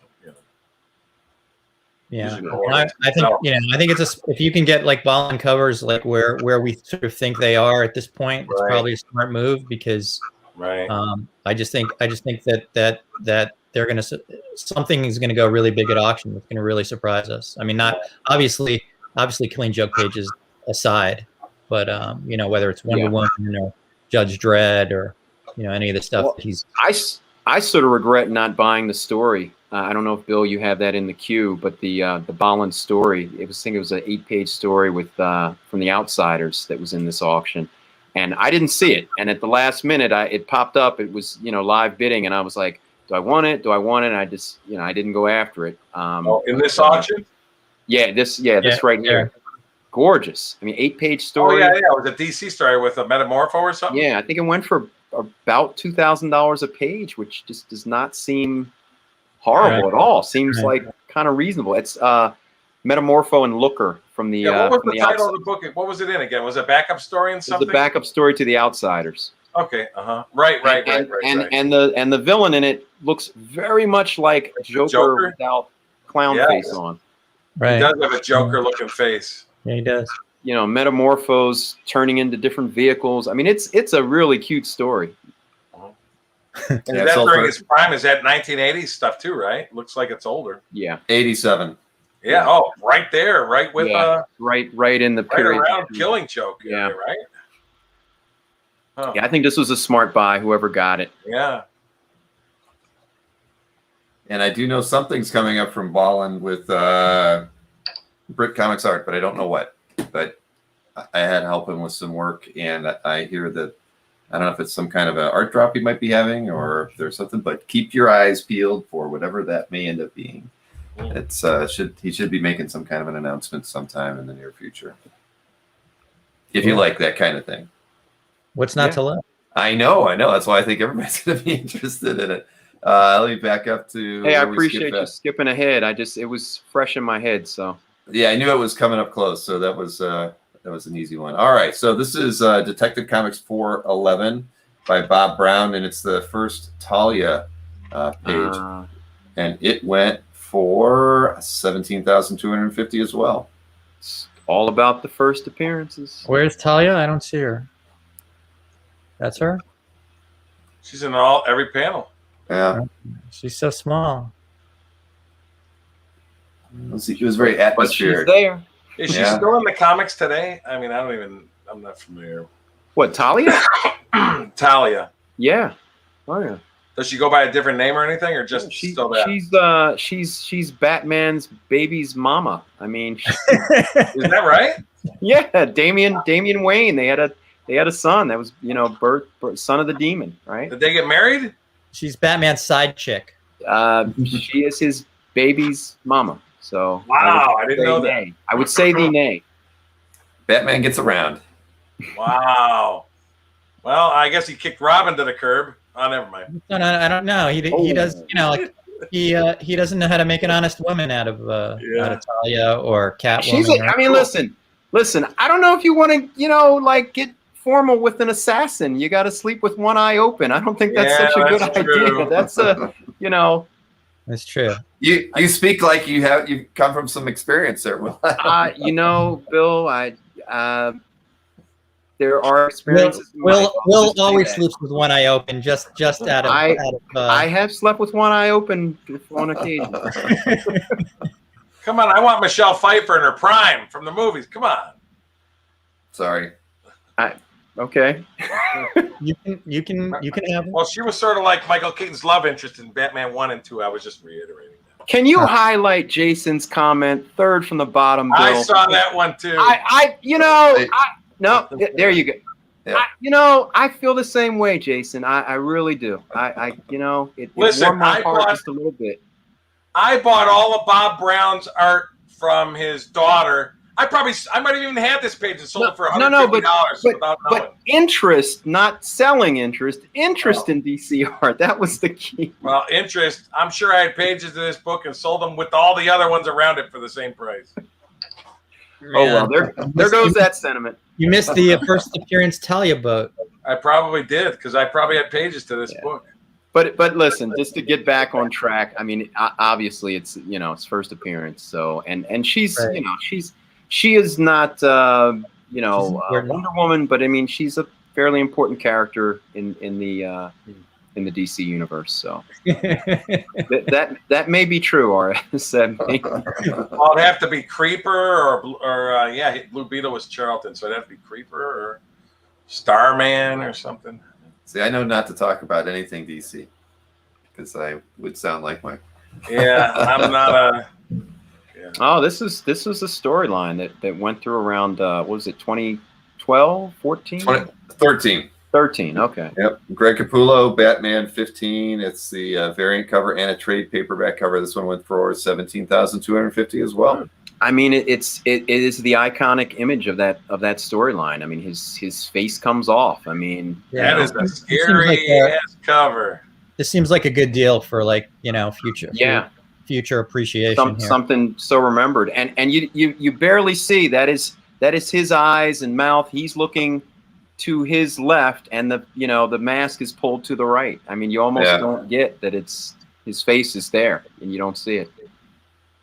Right. No, it's it always throws me every time I see it, and you just don't see that kind of trickery in comic book art too often. Where you're trying to mislead someone's eyes, and I think that this was done so brilliantly. Because even though you know what to look for, you still don't see it at first. And if I'm not mistaken, this was not only a special edition cover where they might have done some kind of special effect variant, but I think this mask was inserted in different comics as like a giveaway. Really? I'm pretty sure. Yeah, without question, those two nipples, I mean eyeballs, are what does it, Mike, you're somewhere else today. Michelle Pfeiffer. Not sure where that goes, but come on, those look like boobies, for crying out loud. Oh, I wasn't supposed to say that. Sorry. I think it looks like a pretty nasty face being pulled off. I said the eyeballs are awesome on this cover. Bill, did you spike the punch the last time you were over at Mike's? I think Mike didn't get enough sleep, or he just got too much sleep last night. I don't know. I got like 11 hours of sleep last night. I was feeling good. I think he woke up at 8:59 before the broadcasting came on, so he should be okay. Come on, you're telling me you don't see two boobs on that cover? No, I see listen, I have no problem seeing boobs, but I see eyeballs, Mike. I see two eyeballs. On to the next artwork. Thank this you. one by Simon Bisley, Batman Judge Dredd, original art painting. This one was just over $17,117. It's a nice painting. Beautiful piece of art. Yep. It's not Lobo, but it's not Lobo, or it'd be $50,000. There's a lot there. Or $150,000. What was this? We're 150, depending on your 17 and change, Mike. 17. No, what was the title of it? What was it published as? It is let's see, Batman Judge Dredd, Judgment on Gotham, published original painting. It doesn't state that. But it wasn't the cover, or was it a pinup inside? Well, that's what I'm trying to read through just to see. Yeah, it doesn't actually state. I was just curious because I don't recognize this as a cover, but it's beautiful. That's what I was wondering. Right. It says that it was published, but it doesn't say that it was a cover. So sorry. Wish I could give you a little more information on that one. It's beautiful looking, that's for sure. But yeah, so that's 17 and change. That's probably about where I would have expected it to be. And it's got Dredd on it. There's not enough. It's not like we see Dredd artwork too often. And what's the other guy's name? Dr. Death or something? The Fang guy is Dr. Death, I think, or something like that. What do Bisley Dredd covers go for? They go in that range, don't they? Oh yeah. Right. So, Mike, oh no, you had a Lobo cover. Somebody had a Lobo cover, I think, right? Recently. I did. I was selling on consignment. It's sold. Didn't you have like a Dredd? You had a Bisley Dredd cover like last year, didn't you? Yeah. I sold a Lobo cover for 42. What did you sell the Dredd cover for? I don't remember. What? Bill could maybe bring it up. All right, Bisley Lobo. Is that what you're saying? Finally creeping up on him. Well, the Lobo just sold. Yeah. You had 45,000 on the Lobo that you sold in April. But yeah, I can't find any comps really. So unfortunately for Dredd Bisley art. Well, I'm pretty sure Mike had one because I remember it on his site. But no, I believe it. All right, you guys are. I'm gonna do one more. I had a really cool Batman Dredd, but it was by Staples. I don't know if maybe that. Oh no, you're right. You had the 2080 program 1961 from 2015, and it sold for $8,500. Okay. And oddly enough, you sold the same one in 2016 for $7,000. Oh, really? Yeah. You had a choice. Yeah. Well, your scanner got better on the second one because the first one looks like crap. So there you have it. But all right, a nice, appropriately priced sale. Another one on ComicLink here. So I'll skip over the next one because we just looked at that a minute ago. And this is a Wrightson Swamp Thing 7 page, and it went for just under $16,000. This feels like a smart buy. It does. I mean, Batman's just in that one issue. You know, you're getting Wrightson Batman, you're getting Swamp Thing, and then you're getting you know, in that coming issue, next issue, you know, I think that's all art, right? You know what? I have to confess, I bought this. Oh well, then yeah, okay, never mind. Let's see. It was still okay. It was a smart buy. Well, let me tell you an interesting thing about this is that in the comic book, it's just a half-page ad below the 21. I'm sorry, where it says the end. It's just a half page in the comic book. The next issue, Terror in Tunnel 13 with the crazy creature, that's not on there. But the bottom was actually, he drew that as the letters page for Swamp Thing. And he added it at the bottom of the art because he had extra space. I just thought it was so cool. Swamp Things is actually for his letters page. So he drew like the page. You got 2 panels of Spider-Man. Batman. Sorry. And, from his only issue. And I just thought, wow, he's promoting the next issue, the Terror in Tunnel 13, with this crazy brain-looking, crawling brain creature. And then the letters page for Swamp Thing. Now just to be clear, the bottom half of the page, I just thought it was cool. The Swamp Things, that is a stat, though, right? The Swamp No, Thing? it's art. That's art? It's art. Gosh, it's got a funny. I should say I don't. I'll take it back. I'm not 100% sure. Well, like, I guess you'll find out when you get it in. Yeah, you'll find out. Maybe it's something under there. That looks like stat to me. Yeah. Or I thought he just glued it on, actually. That's possible. But I'm trying to get. I know. I'm anxious to see because all the wording below it, what he's trying to point on there. But I mean, honestly, Mike, I thought you were more talking about that sort of panel in between. You said it doesn't appear in the issue. The next issue, Terror in Tunnel 13, right? You said that does not appear. It does not. It doesn't appear in the comic book. It does or does not? Does not. Yeah, I mean, I think that's very cool. That really grotesque creature dragging itself, and you know, I love that. I go, whoa. It still seems like a good buy to me. I mean, given what Swamp Thing pages have gone for. Wrightson Batman, you know, and he's in the 2. I love that top. I mean, you know, he's in the 2. Oh, well, he's technically a tiny little image on the top, but I mean, it's the only 70s Wrightson Batman you're ever going to get. And I just said, wow. You know, a couple pages have been selling in the 30s, and this went for like almost half of that. So I thought, even though it's not a full page, but I thought, it's still cool enough. So. All right. Well, congratulations, Mike. I think it's a good piece, Mike. I think you'll do fine by it. Hey, it's another Jim Lee. Detective Comics 1000 variant cover. This one sold for $14,394. It's from 2019. It feels sort of reasonable to me. It does. Well, believe it or not, I didn't even realize till I was skimming over my website this weekend. I was selling this on consignment for somebody for a lot higher, and it didn't sell. Then they put it in the auction. So I'm sure they're probably a little disappointed. Yeah. I think I had it on my website on consignment for like around 20. So I think it sold really, really well. I mean, I would have expected it to go closer. And this is Lee Williams. So, you know, Scott Williams. Right. The only thing I'll say is that Detective 1000 has, I think there's not an official count, but at least 60 variants. So perhaps that has something to do with why it went a little lower, because it's just so. And only 30 of them are by Jim Lee. What's that? Only 30 of them are by Jim Lee. Oh, only 30. Okay. Yeah. Okay. Oh, this was what, Detective 1 million or something? 1,000. 1,000. Okay. They went back to legacy numbering in the 900s. Yeah. Well, I can tell you, Mikhail asked the question, and I can give you the answer because I'm a market data subscriber. This sold by Albert. Let's see, it was October 6th of 2020 for the asking price. Just the date too, down to the day, Bill. Not the hour though, not the hour. The asking price at the time, $25,000. Wow, that seems more like Yeah, I mean, I'm not saying somebody bought it for 14 this weekend. I'm not saying it has to sell for 25, but I certainly would have expected an asking price of 22 or 25, and maybe it sells closer to 20, but 14 seems light.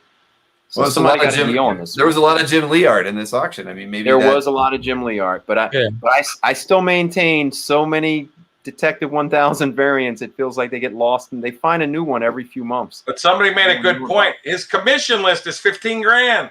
You get this published cover for less it's than a deal. It's a deal. Yeah. Yeah, I mean, if you like this cover, that makes sense.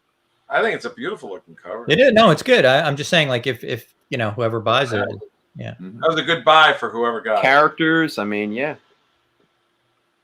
I agree. We've got another Capullo up here too.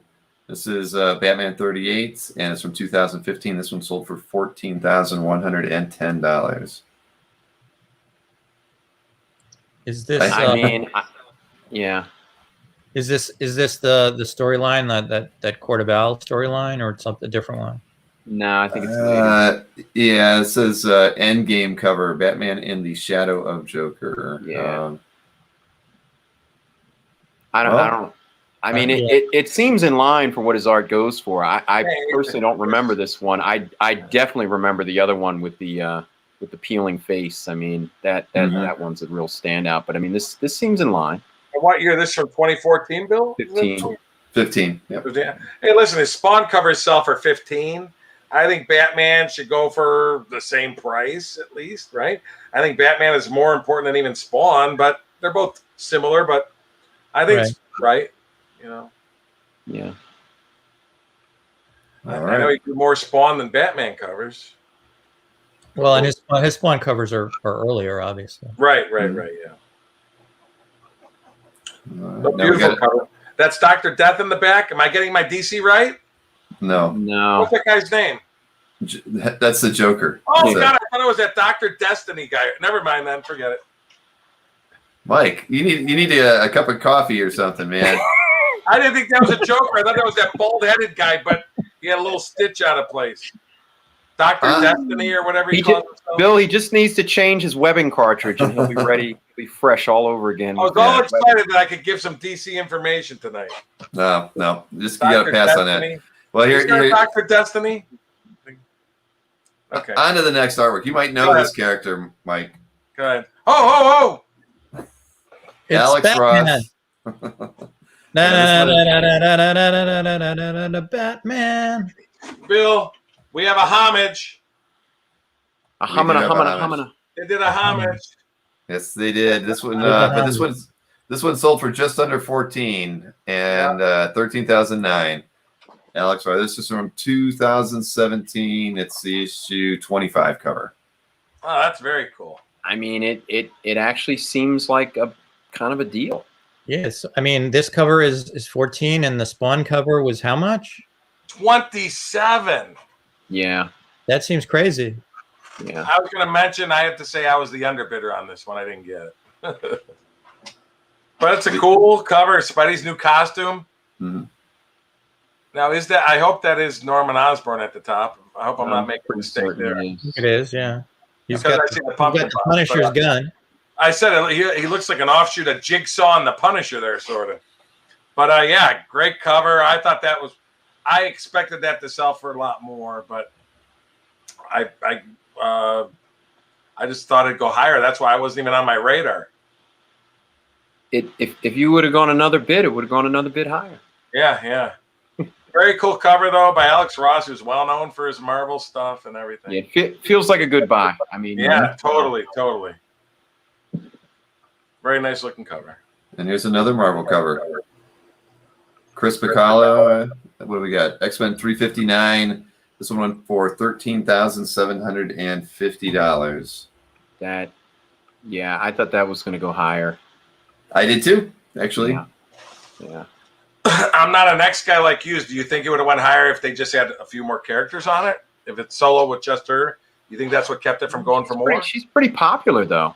Right. Yeah. I mean, this cover image had a lot of play in Wizard, and oh yeah, you saw this thing all over the place when it came out. I mean, I think there was like some promo posters at the comic book stores and stuff. So, a very memorable X-Men image at the time. Yeah. Yeah. This feels like a bit of a deal also. Yep. If I had 13 and a half, I probably would have tried for it. Oh, Bill, you got it. You just put it into Thor helmets and things like that. That's right. Well, you know, you got to have your priorities. And your Loki tiara. I'll put it on one last time before I'm done, just for Ron Lim, because he donated $10 to the cause tonight. I do appreciate it, Ron. I didn't want to acknowledge it at the time because then everybody would have wanted me to. Oh, so you could be bought, Bill. I'll remember that. Oh Lord. I don't think you're allowed to make donations while you're on the panel. I don't think they allow us to do that. Otherwise, I would do it in a heartbeat. Yeah, exactly. Nope, you're not allowed. I'll just contact my brother. We'll figure this out. No. All right, moving right along. Another X-related artwork. This is from X-Men 113, John Byrne, and let's see, 1978, sold for an even $13,000. I mean, given where these are, that's about what I would expect. I know this was, I don't know if it was offered privately shortly before the auction for 10 or somebody was hoping to get it for 10. But that's about what I'd expect. Take what? Okay. Yeah, I am not putting the tiara on and taking everything else off, Mikhail. They're not. Oh Lord, that is not. That is not happening. Bill. Hey, you already admitted you can be bought. You know, kids watch. Right. Yeah, Mikhail will take a picture and put it up in his kid's closet. That's all I need. I think he's just getting the tiara. No, this is about what I would expect on this. This is about, you know, I mean, it. Hey, Will, have you ever seen this page in person? I'm just curious. The second and third panels, are those overlays or are they drawn on Zipatone? It's Zipatone. Zipatone over the art. I'd be pretty certain. Yeah. All right. And I'll be honest, for me, he signed it right in the middle of that third panel. Because it's the TV, you know, it's a TV effect. It's how the viewer is seeing Magneto. Oh, that's right. They're looking at a TV. I get it. Okay. If I ever get a Byrne page ever, I would really want like early period Byrne. I don't know why. I mean, I love everything he did in X-Men, but you mean pre-X-Men? Well, I really, you know, if I like this the earliest stuff. Well, they sell cheaper than the late ones, yeah. They do, but I don't know. There's just a different quality to the inks. I mean, I don't know. I kind of liked it where it was a little looser than the later stuff. I don't know why. As far as for me, preferential wise, I would get something earlier. Well, the good news is the earlier stuff, it's not as much marker use, if any at all. It's very little marker use. So some of the later stuff, it's a little bit almost shocking when you see some of the originals how they've turned over the years. Well, you better get one soon, Bill, because they're not getting any cheaper. They are not getting any cheaper. Jason says this page is laminated. That I was not aware of. I did not read the description on this. Yeah, I just pulled it up to see. I mean, lamination can affect sellability, you know, to some collectors, but it is removable. You can have it removed. There are restorers that can have it removed very safely. So, you know, I don't think it would deter everyone. Yeah, it does say it was laminated, and there are 5 1-inch pieces of tape, 2 at the top of the board and 3 at the bottom. The tape is under the laminate. So, yeah, I can't say I've seen. I don't know. I guess I've never seen a piece of art laminated before. I don't. As much as I've seen, I've never seen that. You know, okay. Wow, what did it sell for again, Bill? 13. Yeah, 13 even. What Jason just posted? Interesting. It was on Comic Connect with a 13 reserve and didn't make it. But because reserve, you know, psychologically, people don't want to. Yeah, you let it ride, starting at $1, and it's right. You know, Agree. Right. It's a different auction. Very interesting. Cool. Wow. Yeah, that's odd. Doesn't state anything other than that about why they would have done that. But I guess somebody thought they were preserving it. I don't know. That's laminated. Wow. Don't do that, everybody. It depends on the type of lamination. I have a piece of art when I was a kid. I had it laminated. I didn't know better. I mean, I was 10, and it has not turned in any way, shape, or form, and neither has the lamination. So, but Dino is correct about that. Well, Stan can still sign it, but you could just wipe it off with some alcohol. So they recommend that you laminate your COVID vaccination cards so that they don't get all messed up in case. Yes, I heard that as well. Yeah. Oh boy. All right. Moving on to the next artwork here. What do we got? We've got this was a Jeff Jones painting, and it went for $12,800. I wasn't familiar with this piece before I saw it. What's it published as, or is it published, Bill? It is. So it was from 1970. I was trying to see if it was I am not sure.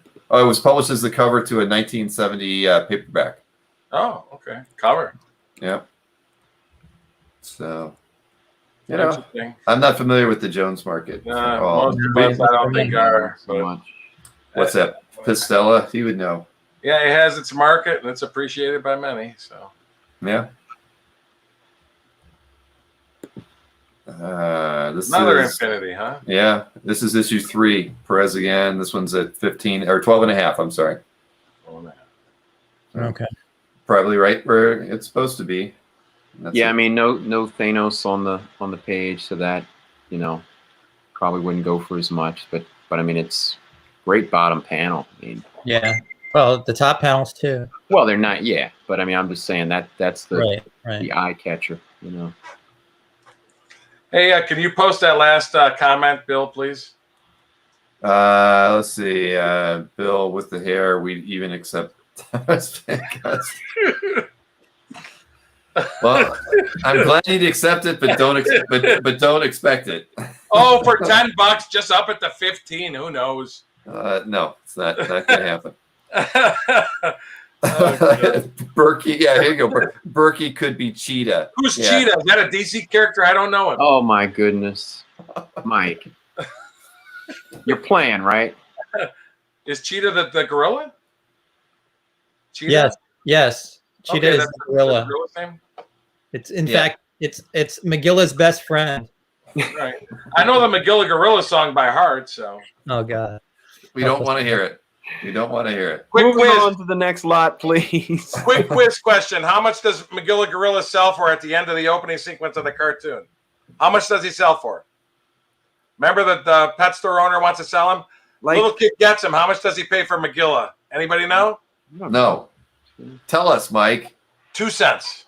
2 cents. He lowers it to 2 cents, and the little kid walks out with Magilla in his arms. Okay, because he wanted to put his 2 cents in, but I'm All right, here we got a John Romita Jr. piece finally.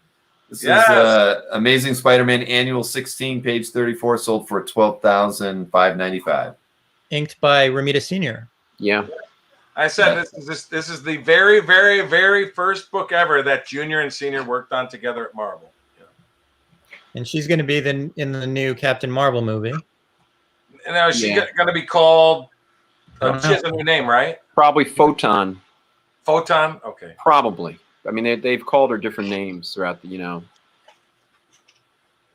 But no, I mean, this is a fun book. It's her first appearance. It's actually a pretty good story. It's Junior and Senior. I mean, I remember buying this off the newsstand, and you know, these pages are finally coming into their own. They were always sort of like lagging behind a lot of the other Junior pages, but no longer. They're actually ahead of most of the Junior pages now. So it's her first appearance, and you know, it's a good looking page. Yep. Yeah, things blowing smoke rings there. Pretty good.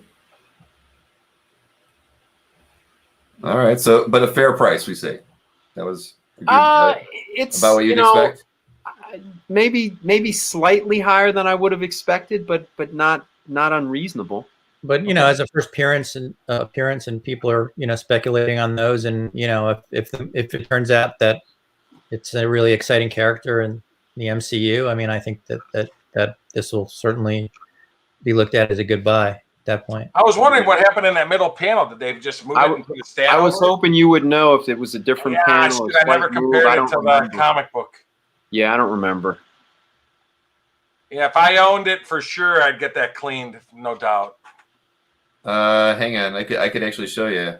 There was Let's see. I got to stop sharing. Well, yeah, okay. I'll stop sharing that one. And hang on. I know nobody.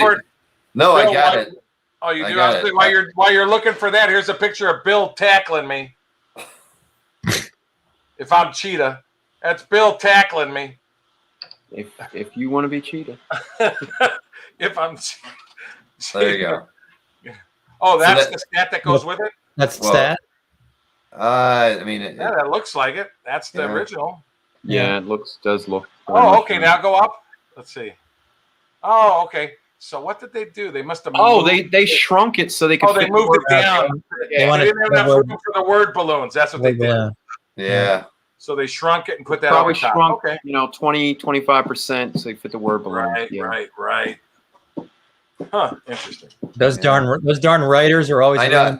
I was just gonna say that same thing. Darn the writers. It wasn't that wordy before. I mean, in the olden days, you penciled it, the letterer lettered it. So how could this happen? They obviously changed the lettering. Right. Already have more to say in the final analysis. Yeah. Bill, we're getting a little echo again. I don't know if you realize that. I don't know. It's probably coming out of Berkey. See, I muted Berkey's mic. You got to turn your volume down there, sir. Let's see now. I am down a lot. When I muted you, it went away. Really? Okay. I'll shut up. No, it's not you shutting up. It's your audio. Your speakers are just a little bit loud, and then it's coming back through your microphone. All right. Next up. We're almost we're at an hour and 45 minutes. Why did I save 70 images off this auction if we're only going to get to 37? I'm never doing that again. I thought we'd get through this quicker. Marvel Comics carried away. Yeah, 88. It's Sam Keith cover, and it went for $12,138. Now, is this one that's unpublished? Did I remember that? I think it's published. I thought there was an unpublished Sam Keith in there. Oh, I'm thinking of an MCP. Sorry about that. Or was this it? This is MCP. Okay. I don't know why. I thought I remembered seeing at auction something was unpublished cover. I didn't know where. Very cool piece. I mean, given what the Keith covers are going for, I mean, this doesn't feel that expensive. Right. Doesn't have Wolverine or Ghost Rider on it, but it's I mean, she's pretty attractive. Oh, I thought that was Wolverine after a bender or something. Well, but he stole the Thing's hands. I think Mikhail's drinking tonight. That's what I think's going on. But thank you, Mikhail.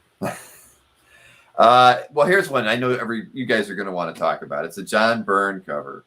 Why don't we show that one next? Oh, that one, yeah. Yeah, Marvel Universe #1. This one went for an even $12,000. This is from 1985. That's about dead on, I would say, because this is from the second run of Marvel Universe. It's the deluxe edition when they redid them. I think they first did them in 82 or 83.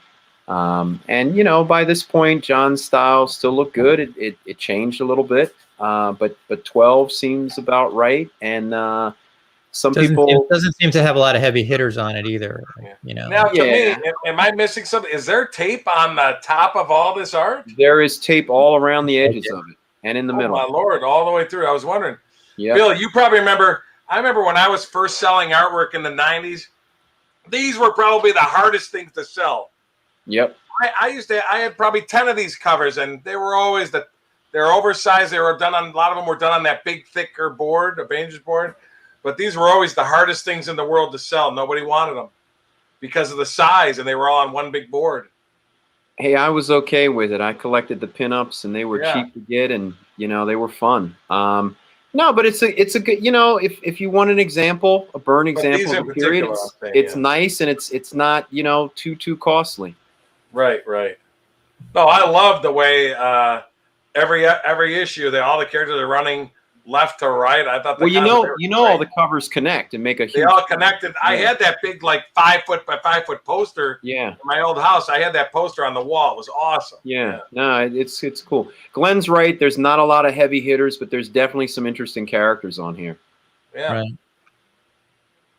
Well, so this is right where you would expect it to be at 12. But yeah, I mean, you even got Aurora in her new costume. You'd want her in her old costume with her hair long, and Right. So this is around costume change time. You got Ant-Man. You do have Ant-Man, and Bill is all prepared for costume change time, right? Yes. Well, I've been asked. I'll keep it on for the rest of the show since it's not going to be much longer. Do you mind if I just hang my sweatshirt on the left side there? Yeah. What is it? It just came out of the laundry, huh? Hey, no. We have the Arabian Night on there in the upper left, which is very important. So I saw that too. Yeah, it's become more important in Ohio, I hear. Yeah, Arabian Night. Yeah.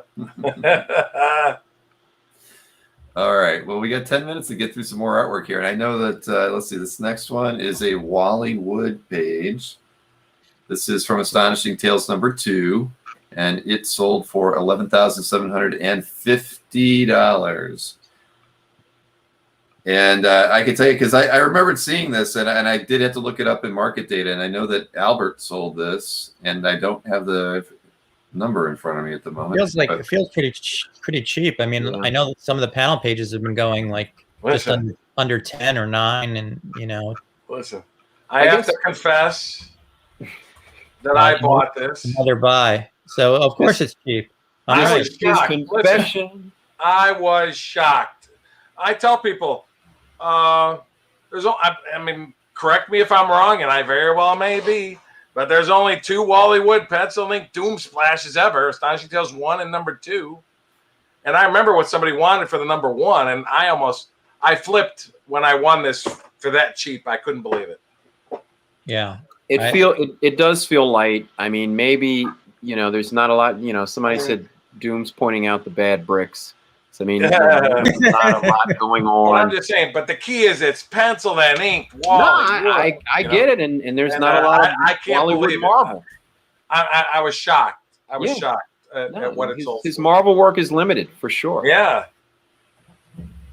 And just like I keep looking at, I mean, not to compare comps, but I'm just saying, like the Thor cover where he was battling Doom, it went for crazy, but it was because Doom was on it and not a regular villain. I was just surprised that it went that cheap. So I mean, I could say in 2017, November 2017, it sold on Heritage for $10,157. So Dino, and what year? That was in 2000. Yeah, 2017. So this about what it sold. Yep. And then Albert sold it for the asking price of $22,000 in July. Wow. And, this year? July 2020. So, wow.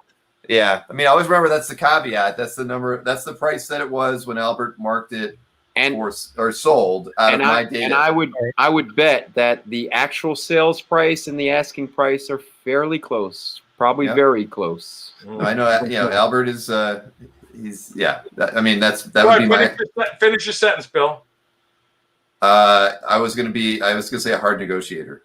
Oh, that's what I was gonna say. Well, he's a good negotiator. Okay, no, right, exactly. Well, that's why I'm saying. I mean, but the thing is, it's like everything. It's an asking price. You never, I always just say that because of the data that I have. You never know. It could be half cash, half trade, right? But that was the price when he marked it as sold in his site. So, but so definitely a good pickup there. I was pleasantly surprised. So. All right, we got time for a few more here. Another J. Scott Campbell, X-Men 9 for from 1990 X-Men 92 #1 variant. Not even familiar with what that would have been, but this sold for 11.5 as well. Let's not talk about Campbell. We've already talked about enough. Yeah, let's go to the. I want to go to the. Let's see this Saga the Swamp Thing cover number 17. Yeah, Bissett and Yates. This one sold for $11,250. I had, just real quick, I had this on my website. Now, again, years ago for $1,500. I think I had it for like 5 or 6 years on my site for $1,100 or $1,200. Couldn't sell it. And then I finally moved it, but many, many, many years ago. But it was a tough sell. But now Swamp Thing is really, really sought after. It's really good looking cover with the black background. I mean, that feels like if not right on, good price. The great image. The problem with some of the Yates work is I find that the prices are sort of all over the place now. I don't know the storylines. Maybe I don't know the price points so well, but that's the difficulty of it. But I must agree, it feels like it could have gone for more. Mm. Yeah, Swampy is sought after from those early eras. Bissett, I know he wasn't with Tottleben, but Bissett or Tottleben, those are sought after. But it's Yates inked by Bissett, right? Was it? I was just curious. I didn't know. Does it have a name? Did you pull it up, Bill? I thought it was the other way around, but I could be wrong. Tottleben inks, Dino says. Well, it's listed at. Well, can you pull it up, the image? I thought it was signed by both. It says Yates. Yeah, Yates. Oh, Bissett. Okay, it's Bissett, not Tottleben. Right. Yates inked by Bissett, I believe it was. Yeah. Okay, I was just curious. It was many years ago. But beautiful piece. Agreed. And that, I'm just reading through the description. Feels like another bit of a deal. Yeah. Silvestri. Oh. Cyberforce page. Is that a page or a cover? It's a cover. I'm sorry. Yeah, it's a variant cover, and it sold for $10,751. What year is that? This is 2006. So it's like it's not the early run. It's like second run. Yeah. Second run. That seems pretty healthy. Uh-huh. Seems like a pretty healthy price. I don't know. Yeah. One thing that we're seeing, just a general comment about this auction, is I must say there's a lot more modern pieces that are going for strong prices. I was just saying, think of what the modern stuff. Think about it. What we consider good deals is older stuff versus stuff done in the past 10 years. Yeah. Well, I mean, I don't know, like the Cyberforce stuff from the first run that that he did with ink by Scott Williams. That stuff feels like really sought after and more expensive at this point. Whereas this kind of feels like the second run. So I wouldn't have expected that cover to. I mean, it is a great full character cover, but I wouldn't have expected it to go quite that high. Right. Well, I mean, you really don't see a lot of Silvestri on the market. I mean, so true. I think that's gotta help him out a lot. I mean, he doesn't have a whole lot of Marvel stuff he had done outside of his run on X-Men and Wolverine, right? I mean, there's not a whole lot of it out there. No. I mean, well, I was gonna say I found it when I was over at your house the other day. I think we found a couple pieces by Silvestri, but nothing. That's where they all are. They're in my house. Only two. Next guy. Yeah. Waiting for you to find them, Bill. Yeah. It's like I don't know. You have to bring a shovel and you gotta dig it all out of Mike's house. But here's a piece that Mikhail would like to see. Look at that. It's a Incredible Hulk 393 page by Keown. Yeah, this one went for $10,373. You perked him up a bit. And what is this? This is a 90s piece, Bill? Yeah, 93. 92. Chapter or 92. It's from his 30th anniversary book, the green foil cover, which I used to own the cover. Yeah. Right. Well, he's pretty sought after at this point. Keown in the 90s is to Hulk what Jim Lee was to X-Men and McFarlane was to Spidey. Right. The Hulk was his baby back then. And it's a great almost full splash. It's this will probably wind up being a bargain. Was that 10 grand you said, Bill? 10 grand and change. Yeah, 10,373. Beautiful piece, yeah. And it was from issue 393. I saw somebody asked. Well, very cool. This one was crazy. Of course, it's Jeff Darrow, and it's a Wolverine 300 variant cover that sold for $10,250. I had to scroll in to find him. There he is, right there. There he is. Wow. I mean, just the way the borders are, there has to be a wraparound, right? I would imagine it's it's listed as a wraparound. Oh, I was gonna say, is that if they put that on only a front, you wouldn't see nothing. This was a Waldo cover and not a Wolverine cover, you said? Right. How funny. Where's Wolverine? Where's Wolverine? My goodness, what's the size of that, Bill? It has to be huge, right? Yeah. I could tell you how many hands it is, but I'll just go ahead and tell you it's 24.5 by 19. Wow, yeah. Wow. Yeah. That's a big boy piece. Is that all pencil or is that inked? That looks inked to me. Yeah. Yeah, he inks his stuff. Yeah, it's inked. And it's funny. ComicLink comments, this incredibly detailed wraparound cover from Wolverine 300 is the Where's Waldo of Marvel Wolverine covers. So there you have it. It's almost... They said it too, so you got it right. Very cool. Yep, exactly. That's the game where you hope not to find Waldo because he'll stab you to death. Exactly. My Lord, look at that. This is the one that makes the kids cry when they find him. All right. Let's see. We got a couple more we can look at. This is one that let's see. It's a Rob Liefeld New Mutants page, issue 100. This one sold for $10,250.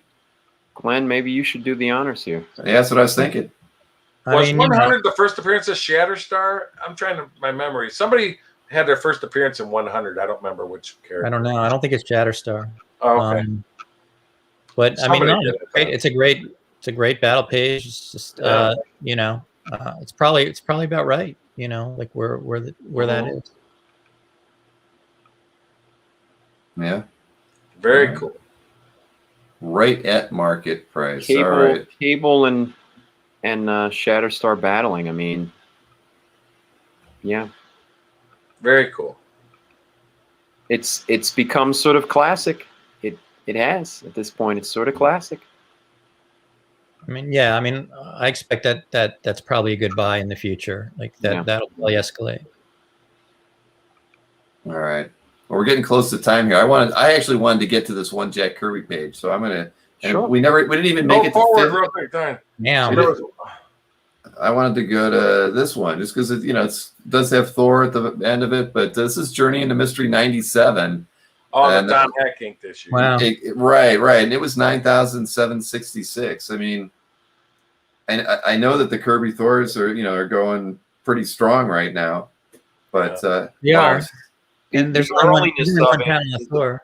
Is a plus, but the inking, the Don Heck inks over Jack is not what a lot of Jack collectors want. And he did a pretty decent job on this one. But he did.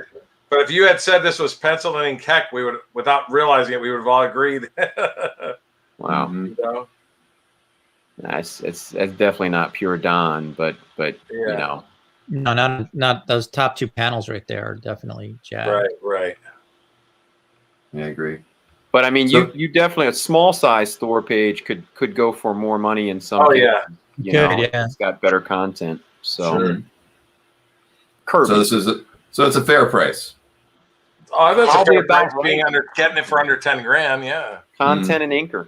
And it is a transformation page, which a lot of people like the transformation. Although it's a less dramatic transformation from his armchair. I mean, that's not quite the Thor transformation you want. And then he's like behind a window in the final panel there. The final panel is actually kind of nice, but yeah, the window pane is kind of a little bit of a distraction. The hammer looks huge, though. It's a strange choice for an artist to make. Yeah. That was Jack's choice. Yeah. Well, it was early. Unless it was Heck decided, or somebody else decided there should be a window pane there. I don't know. We can't ask them. Let's scroll real quick. Yeah. Why? What do you want to see? You passed it. I passed it. Okay. I won that one. That was my 3 buys. I thought, what'd that sell for, Bill? I thought that was a great buy. You bought it and you don't even know what it sold. I think it was like $93.75 or something. It's like, I'll just buy it. I don't know what it is. I don't know what I'm spending. I don't know what I spent, but $9,400. Oh, $9,400. Yeah. I was just saying, my whole point was the Spawn cover sells for $27,000. And then Spidey against Norman Osborn, a.k.a. the Green Goblin, for under 10. I just thought, if you compared them, I said, man, I would take this over that one, just my humble opinion. You definitely would, but I'm just saying. But I have to agree with you. Yeah. I was just surprised that this went so cheap. I go, my goodness, you can't get a Alex Ross Spidey cover. You can still get an Alex Ross Spidey cover for painted cover for under 10 grand. I couldn't believe it. I must say Norman is especially scary looking because not only does it look like he's shot in the head and still moving, but but he looks extra jumbo. Like he's like really been working out and drinking that goblin formula. Well, he took some extra goblin serum, taller and 40 pounds heavier. Right. Yeah. But that was all. But keep forwarding if there was anything of interest. Goodbye. Those were my 3 buys, so I thought, what the heck, Hey, you walked away with something. Birkin knows a bargain.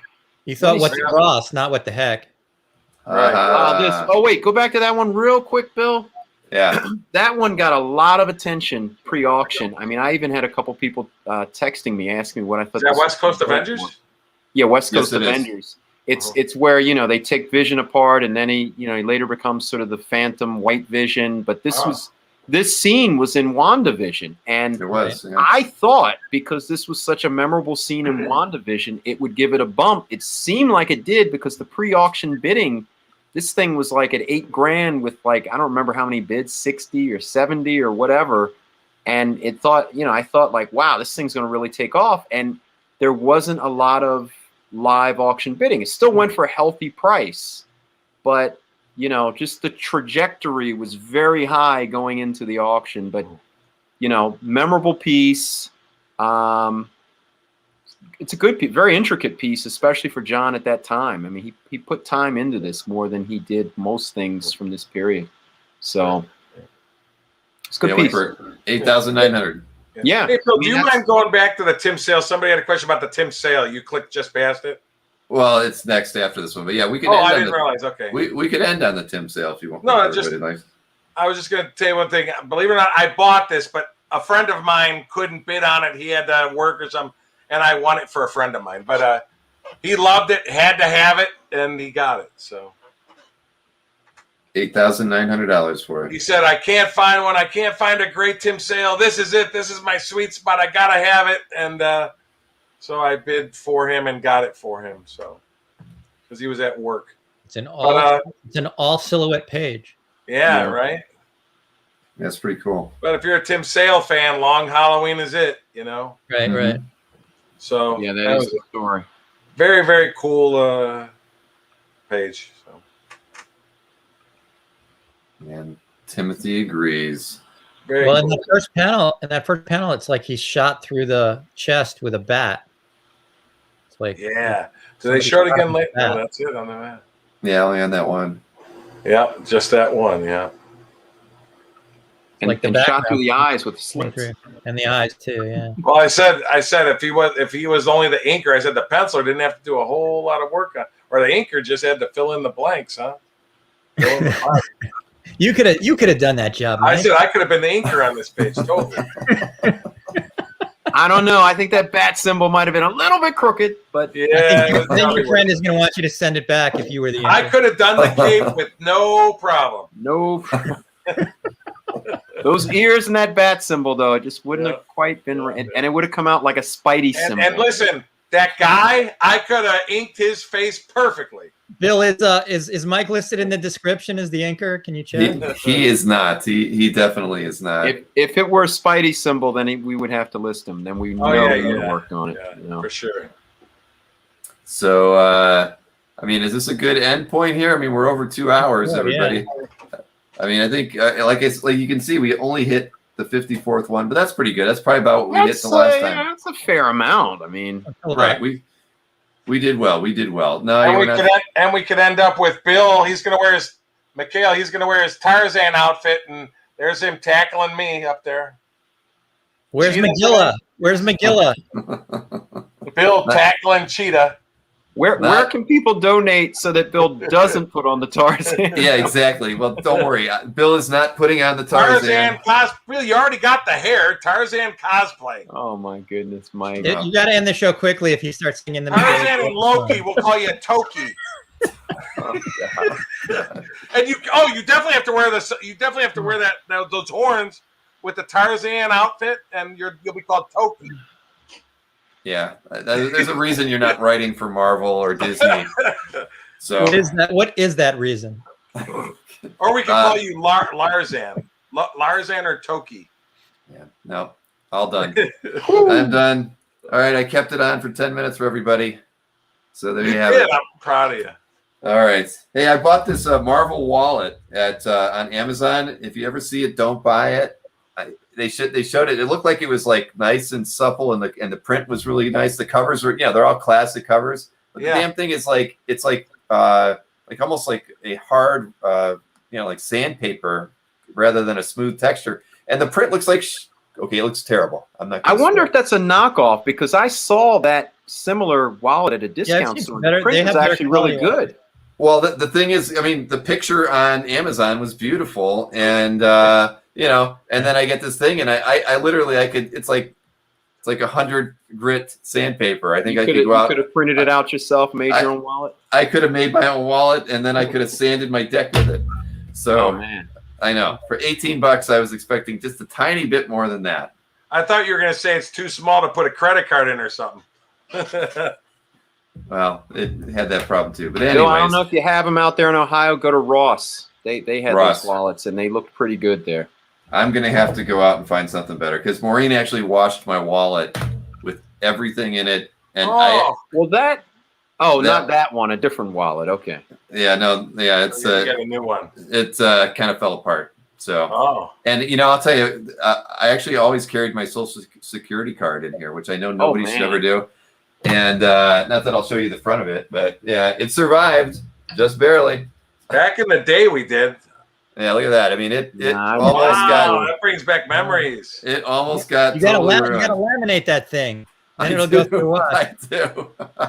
Yeah, I lost my wallet in '84, and my Social Security card went with it. You want to know why it got washed? No, I not to talk about the show and everything. But you took your pants off to put your Tarzan outfit on. No. Oh, those jeans had shaving cream, or not shaving. They had the whipped cream all over them, and I walked into the bed. You got the pie in the face. And I was like totally stupid, and I threw it out there. And Maureen, who never does any of my laundry, decided to take the jeans only and wash them. And she's like, "Well, I picked it up like this, and so she didn't even know there was weight in it. Damn it! So yeah, live and learn." So Bill, anyway, you might be getting dangerously close to disclosing the domestic comings and goings. Yes. Yeah, Maureen does not do my laundry, everybody. All right, so we're going to call it a night. Thank you, ComicLink, for letting us talk about your auctions. I sincerely appreciate it. And hopefully you'll give Bill your data, for crying out loud. Come on, guys. And no, he never answers that email whenever I ask. Once a year, I send him that email, and he does not reply to it. Everybody should share. You got to send it on Christmas Eve, and hopefully when he's feeling generous. Hey, I don't know. I do keep trying, but that is the. He used to just always tell me no, and now he just doesn't answer. But that's okay.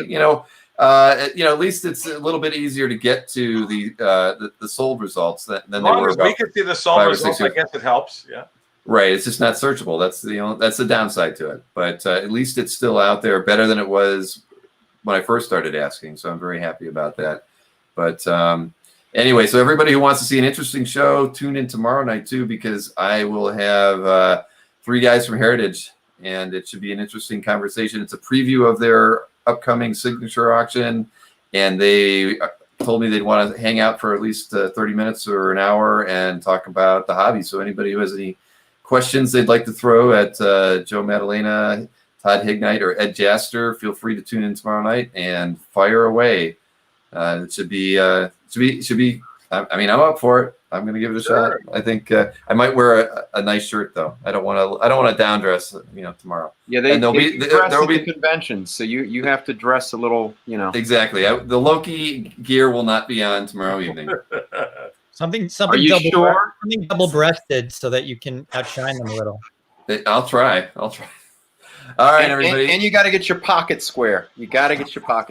I will. All right. I'll do it. Good, Scott. Bring all the questions you want. I mean, they said that they want to ask. They were happy to answer any questions about Heritage in general, whether it's how to consign.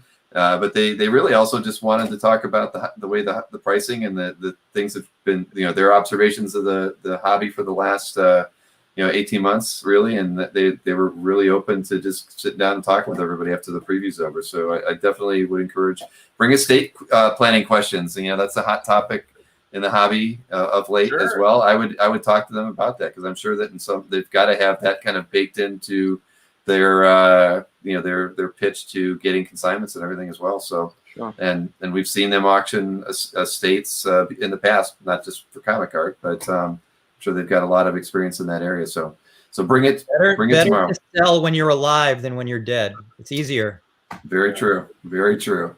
All right, I am calling it, and thanks again, everybody. Thanks, Mike, Glenn, Will. We'll see you guys again soon. Take care, guys. Take care, everybody.